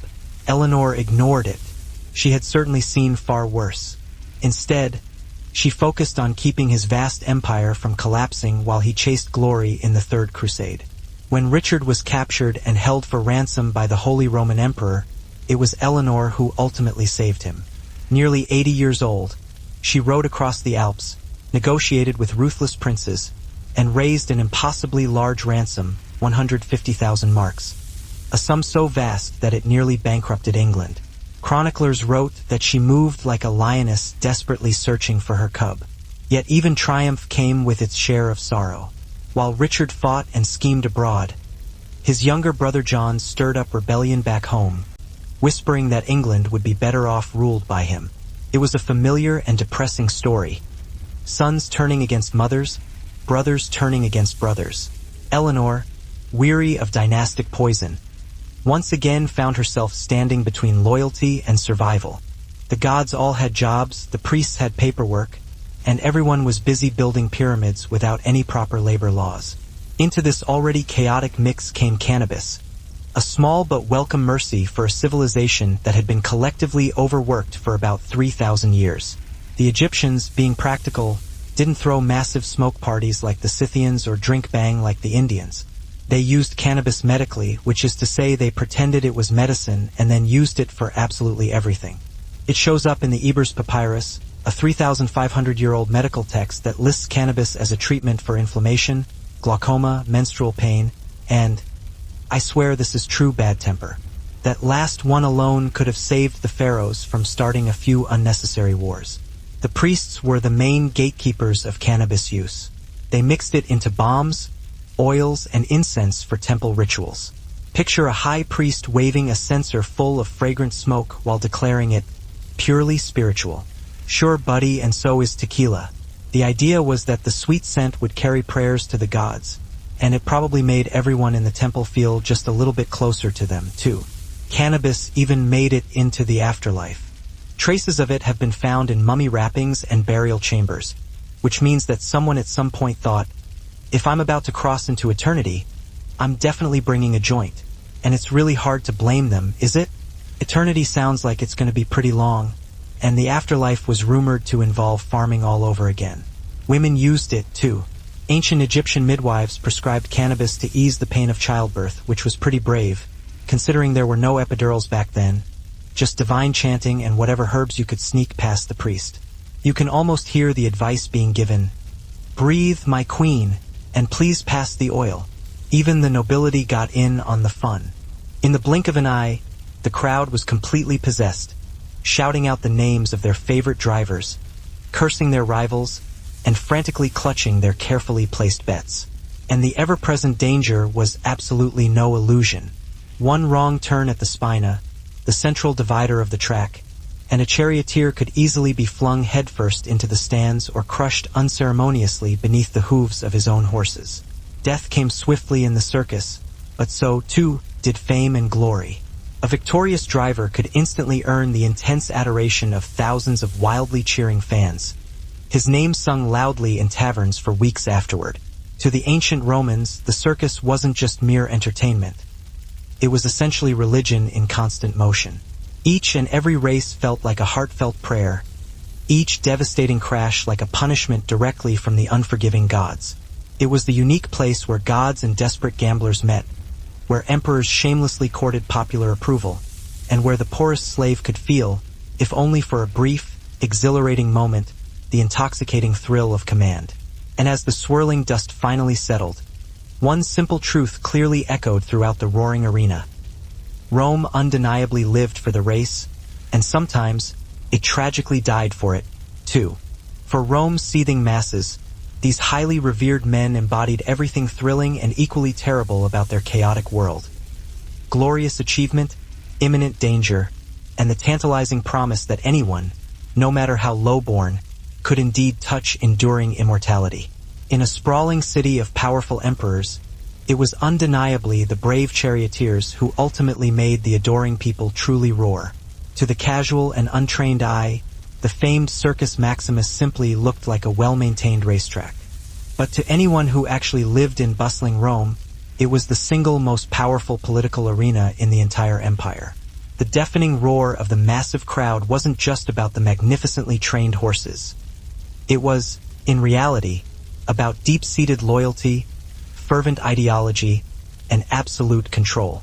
The calculating emperors knew this undeniable truth all too well. A happy and easily entertained mob was a quiet mob, and the very fastest way to keep them quietly content was, of course, with plenty of bread and thrilling circuses, pena miti circenses. Corrupt politicians routinely sponsored lavish races to openly buy widespread public favor. The bigger and more extravagant the games, the more generous and caring the scheming host would appear to be. Newly appointed emperors often began their respective reigns with overly extravagant races, showering precious coins into the wildly cheering stands as if sprinkling holy water. The rapturous crowd roared not only for the breathtaking speed, but also for the perceived gratitude, however temporary and fleeting, which was usually just enough to keep sharp daggers safely out of the easily targeted imperial backs. The racing factions themselves were essentially miniature political parties, each one carefully cultivating its own powerful patrons within the revered Senate and the opulent palace. When Richard finally returned, the people of England celebrated their heroic king. But those who looked closely could see the truth. The empire stood only because of his mother's unwavering will. She had outlasted 2 kings, numerous rebellions, imprisonment, and endless scandal, and still held power with nothing but her intellect and sheer endurance. In a world that constantly tried to silence her, Eleanor had become the voice of stability, the queen who ruled not by the sword, but by her unyielding resilience. Even after Richard the Lionheart returned from captivity, Eleanor of Aquitaine knew that lasting peace within her family was a luxury she would likely never enjoy. Richard's rule brought glory on the battlefield, but it brought chaos to the throne room. His endless military campaigns drained the treasury, and his frequent absences left a vacuum that his brother John eagerly filled. The same John who had once betrayed their father and plotted against Richard during his imprisonment.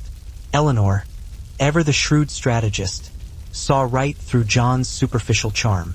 He was clever, yes, but also petty, suspicious, and deeply greedy.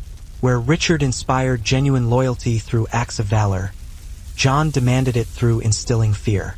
Eleanor spent her final years trying to hold together the empire that her sons seemed hell-bent on destroying.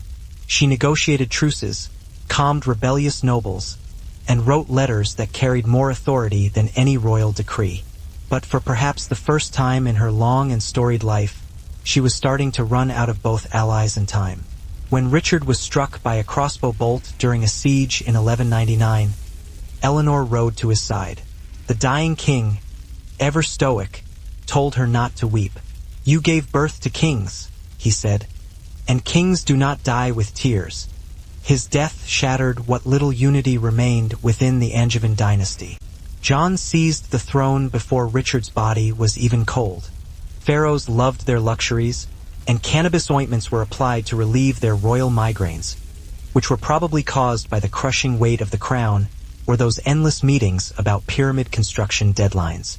In short, the Egyptians didn't just build monuments, they also built some pretty effective coping mechanisms. Cannabis wasn't some act of rebellion. It was a survival tool. When your gods demand perfection, your climate demands sweat, and your workers just keep collapsing in the sun, a little green plant starts to look a whole lot like divine intervention. By the time cannabis reached ancient Greece, the locals had already perfected two national pastimes: arguing and drinking. Naturally, a plant that encouraged both introspection and mild chaos fit right in. The Greeks didn't actually invent cannabis use, mind you. They just intellectualized it, as they did with basically everything.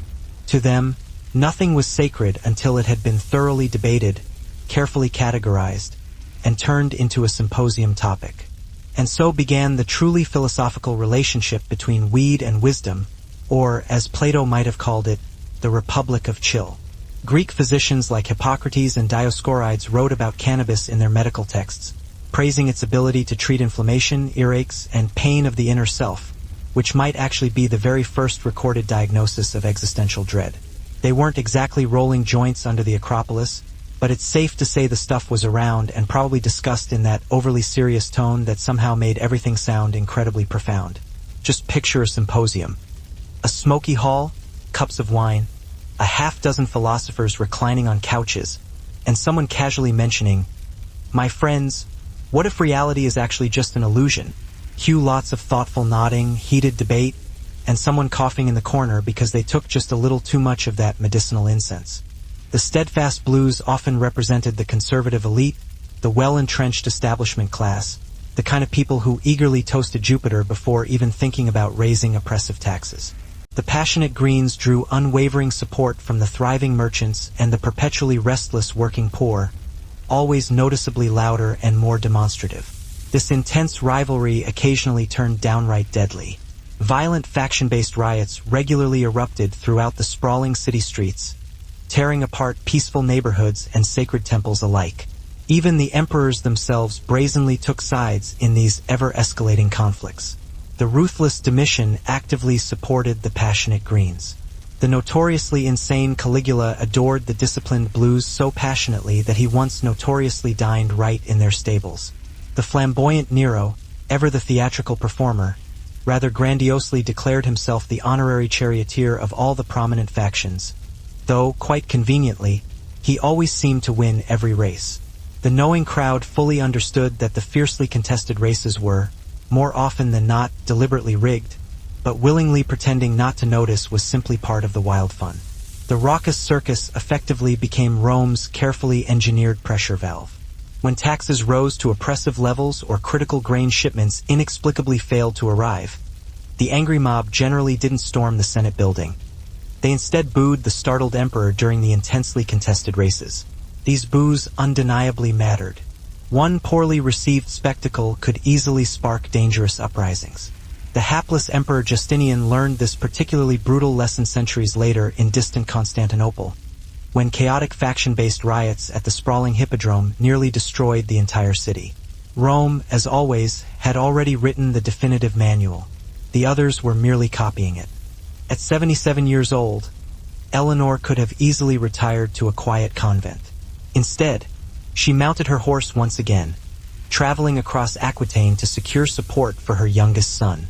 Even those who openly despised John respected her. She was, after all, Eleanor of Aquitaine, a name that still carried the immense weight of empires.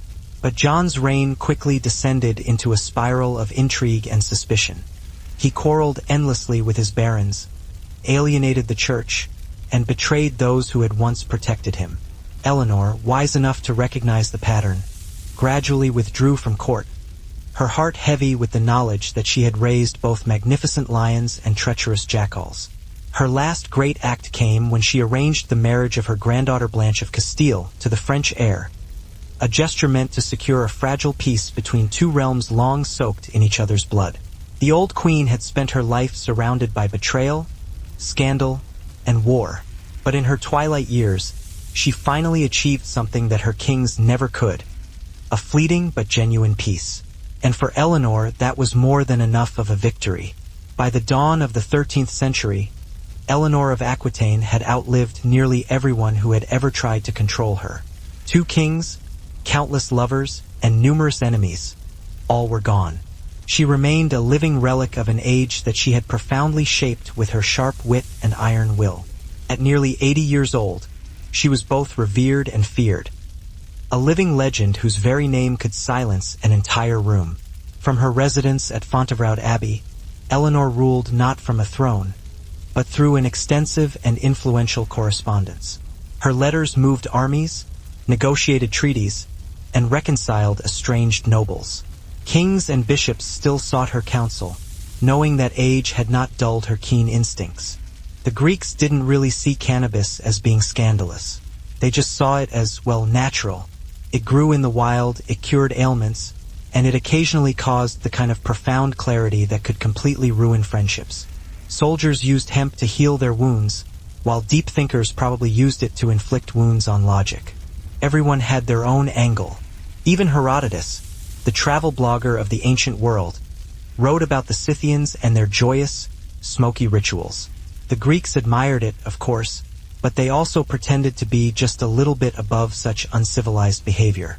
It's kind of like how modern people admire yoga retreats but never actually go to one. It's not that Greek philosophers necessarily needed weed in order to think deeply. They already questioned absolutely everything: gods, laws, morality, and why sandals always seem to hurt so much. Cannabis just helped to make those questions feel all the more important. So, while Athens was busy debating the very meaning of virtue, somewhere in a quiet garden, a lesser-known philosopher was probably staring intently at an olive tree for a solid 2 hours and whispering, I think it actually understands me. And honestly, that's just about the most Greek thing that's ever happened. When the Roman Empire wasn't busy conquering people, it was usually busy conquering their stuff: food, gods, languages, and naturally cannabis. The plant just crept into Rome pretty quietly, hitching a ride on all those bustling trade routes and then simply never leaving. The Romans didn't worship it like the Indians, and they didn't really philosophize about it like the Greeks.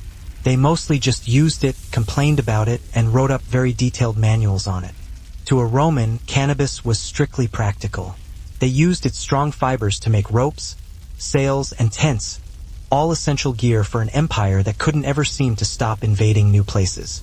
To the shrewd emperors, the circus was simultaneously both a great blessing and a terrifying curse. The very place where their adoring people's unbridled joy could either keep them safely in power or unexpectedly end their increasingly precarious rule in a single, disastrous afternoon. Every hard-fought lap around that hallowed track was far more than just a simple sporting event. It was instead a perfect metaphor for Rome itself, exceptionally swift, utterly brilliant, and always just one wrong turn away from devastating disaster. The bustling Circus Maximus was truly Rome at both its most dazzling and its most undeniably brutal.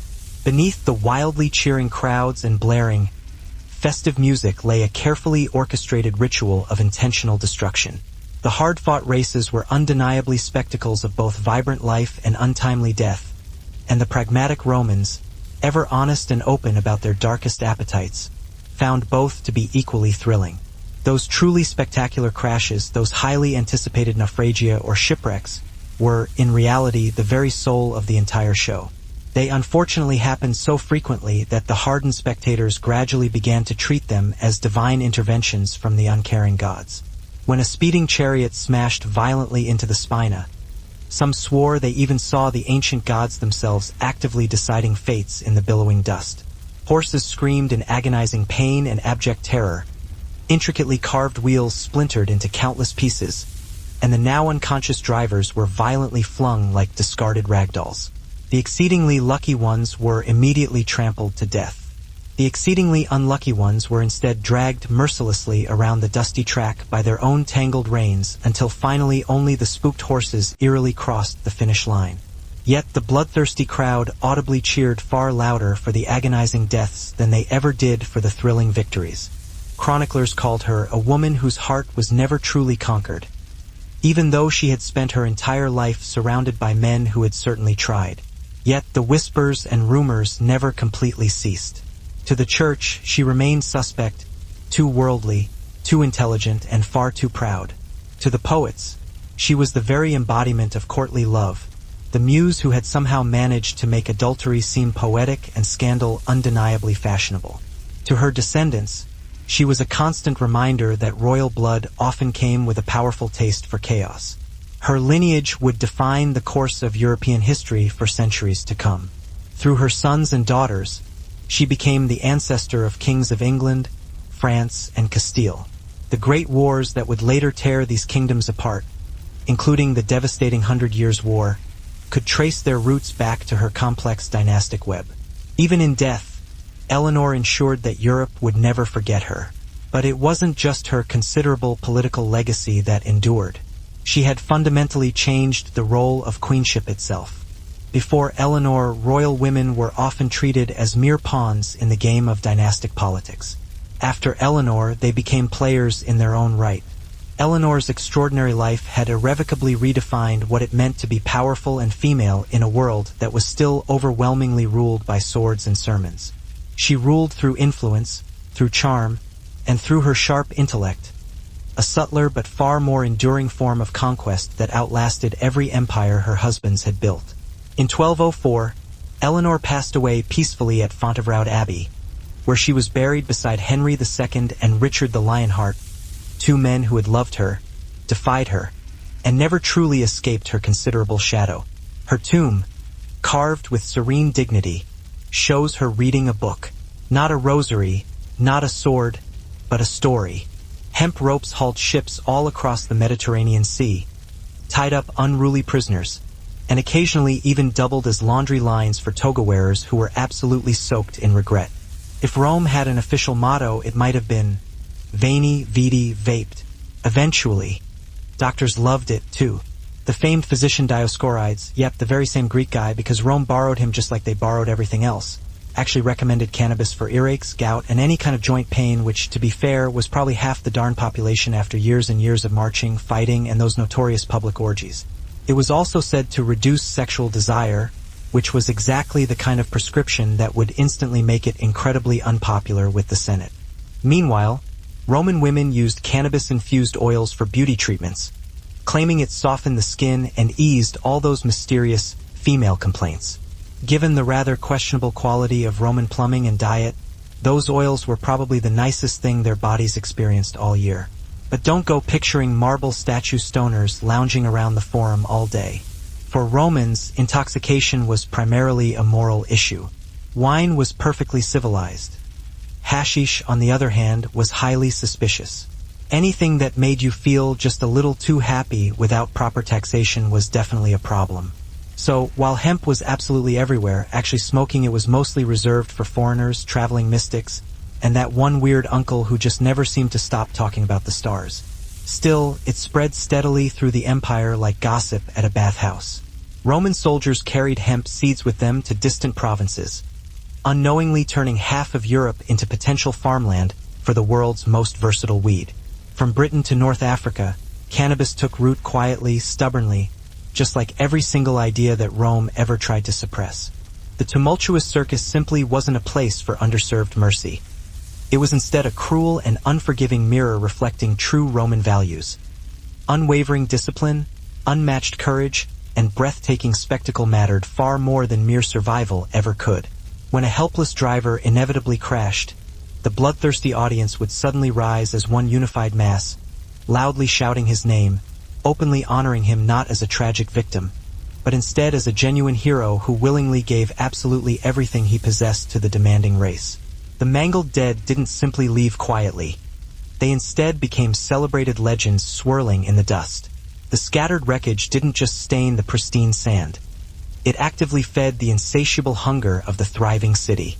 Hard-working repair crews immediately swarmed the battered track in between races, hastily dragging away the countless shattered chariots, spilled blood, and broken bones, while skilled musicians played loudly to purposefully drown out all of the horrific sounds. Moments later, the next highly anticipated race began, and the fickle crowd was predictably ecstatic once again. acting as though the horrific tragedy that had just transpired had never even happened. For all of its unrelenting violence, the bustling circus was actually not chaotic. It was, in fact, carefully controlled madness. The ancient Romans always prided themselves on their unwavering order, even in the midst of overwhelming brutality. Skilled engineers maintained the precise timing of each hard-fought lap. Devout priests diligently blessed the ornate spina before each and every event, and the watchful emperor closely monitored the exhilarating proceedings from his gilded box high above, all to carefully ensure that both the temperamental gods and the easily angered masses were appropriately appeased. It was this delicate balancing act of ever-present danger and meticulous decorum that ultimately made the thrilling circus so immortal. It was fitting, perhaps, for the woman who had spent her entire life rewriting the script of power, scandal, and survival. Long after Eleanor of Aquitaine was laid to rest at Fontevraud Abbey, the French court she had once dazzled continued to live in her shadow. Her name became shorthand for everything that made the 12th century both glitter and rot at the same time. The dangerous and volatile mix of passion, politics, and unbridled pride that no priest could ever quite cleanse from the kingdom's collective conscience. In Paris, troubadours continued to sing tales of queens who loved too boldly and of knights who fell too far. But everyone knew that these songs traced their origins back to Eleanor's own salons, the courts of love she had once held in Poitiers, where noble women judged cases of infidelity with the gravity of seasoned bishops and the wicked humor of unrepentant sinners. These tales of romantic law became the very foundation of chivalry, yet they were born from the fertile ground of gossip and scandal. The irony was deliciously medieval. Her descendants inherited not only her vast lands but also her remarkable talent for stirring up controversy. Her son, John of England, would become infamous for his treachery and tyranny. Her grandson, Louis IX of France, would spend his entire life trying to sanctify the royal image that she had so artfully tarnished. The French chroniclers who came after her simply couldn't decide whether to condemn her or to worship her, and so they often did both. To some, she was Jezebel draped in silk. To others, she was the last great mind before the long darkness of war. Even centuries later, writers like Jean Froissart and Christine de Pizan painted her as both sinner and savior, the woman who had managed to turn adultery into an art form and rebellion into a highly effective form of diplomacy. The Church never truly forgave her for her fierce independence, and historians never stopped being utterly fascinated by it. So, while emperors were busy toasting with wine and philosophers were busy debating virtue, humble hemp was holding the whole empire together, literally. Sails, scrolls, ropes, and remedies, all courtesy of a plant that nobody really wanted to admit they secretly respected. Rome may have eventually fallen, but cannabis definitely didn't. It simply waited, patient and green, for the very next empire to come along and take credit for discovering it all over again. By the time the Silk Road hit its golden age, cannabis had already achieved something that every empire could only ever dream of: total globalization without firing a single shot. No armies, no conquests, just laid-back merchants spreading good vibes and even better hemp. Picture it: a caravan slowly winding through the vast deserts of Central Asia, camels groaning under the weight of their cargo, traders sweating profusely, spices perfuming the dry air, and somewhere in the very back, a single sack of cannabis seeds helpfully labeled for medicinal purposes. It was basically the ancient world's version of a carry-on excuse. Along these long, winding routes, the plant became a true shapeshifter. In China, it was a key component of medicine and paper. In India, it was considered utterly sacred. In Persia, it was the key to wisdom found in smoke form. And by the time it reached the Middle East and Africa, it had fully transformed into hashish, portable, potent, and infinitely more fun than religion usually allowed. Merchants didn't just sell silk and spices, though. They sold culture. Every single trade stop became a bustling swap meet for new ideas, tall tales, and the occasional thick cloud of aromatic smoke. You could easily hear ancient Sanskrit hymns blending seamlessly with Persian poetry, while someone in the corner accidentally invented the very concept of the hotbox all over again. The demanding people didn't just want mere entertainment. They genuinely wanted pure transcendence, that increasingly fleeting sense of being actively part of something significantly larger, infinitely louder, and undeniably bloodier than themselves. And when the settling dust finally cleared after the day's last scheduled race, the lingering smell of mingled sweat, spilled wine, and crushed flowers gently hung over the packed stands, the unmistakable scent of Rome's greatest and most lasting addiction. In glorious victory or mangled wreckage, the demanding circus always willingly gave the adoring crowd precisely what it most desperately needed: a damn good reason to feel alive. She was the scandal that simply refused to die, and perhaps that was her greatest triumph. While men like Henry and Richard filled the history books with their bloody battles, Eleanor's true battlefield was human nature itself. She ruled not through vast armies, but through subtle influence, the most enduring weapon of all. By the time the 12th century gave way to the 13th, the ideals of courtly love, political intrigue, and royal scandal had become inextricably linked to the very fabric of French identity. Behind the hymns and heraldry, there still lingered the faint echo of her mischievous laughter, the sound of a queen who had outwitted kings, rewritten the rules of morality, and somehow managed to turn scandal itself into a lasting form of immortality. See, the legendary assassins of Alamut, a secretive sect of hashish users based in Persia, gained notoriety all along the Silk Road. According to chroniclers, mostly biased, nervous Europeans, they always smoked hashish before carrying out their daring political assassinations. The actual truth of the matter is probably a lot murkier. They probably just enjoyed the stuff and also happened to be really good at stabbing people. Still, the legend stuck, and the word hashishin eventually morphed into our modern word, assassin, a linguistic masterpiece that was born from a potent mix of paranoia and some really bad PR. Further west, Arab physicians began to explore cannabis more fully in their medical texts, calling it both a highly effective cure for melancholy and a clear and present threat to discipline, which frankly still describes it perfectly to this very day. As for the traders themselves, they soon discovered a simple but essential truth of business. People will always be willing to pay extra for absolutely anything that helps them forget that they're riding a camel.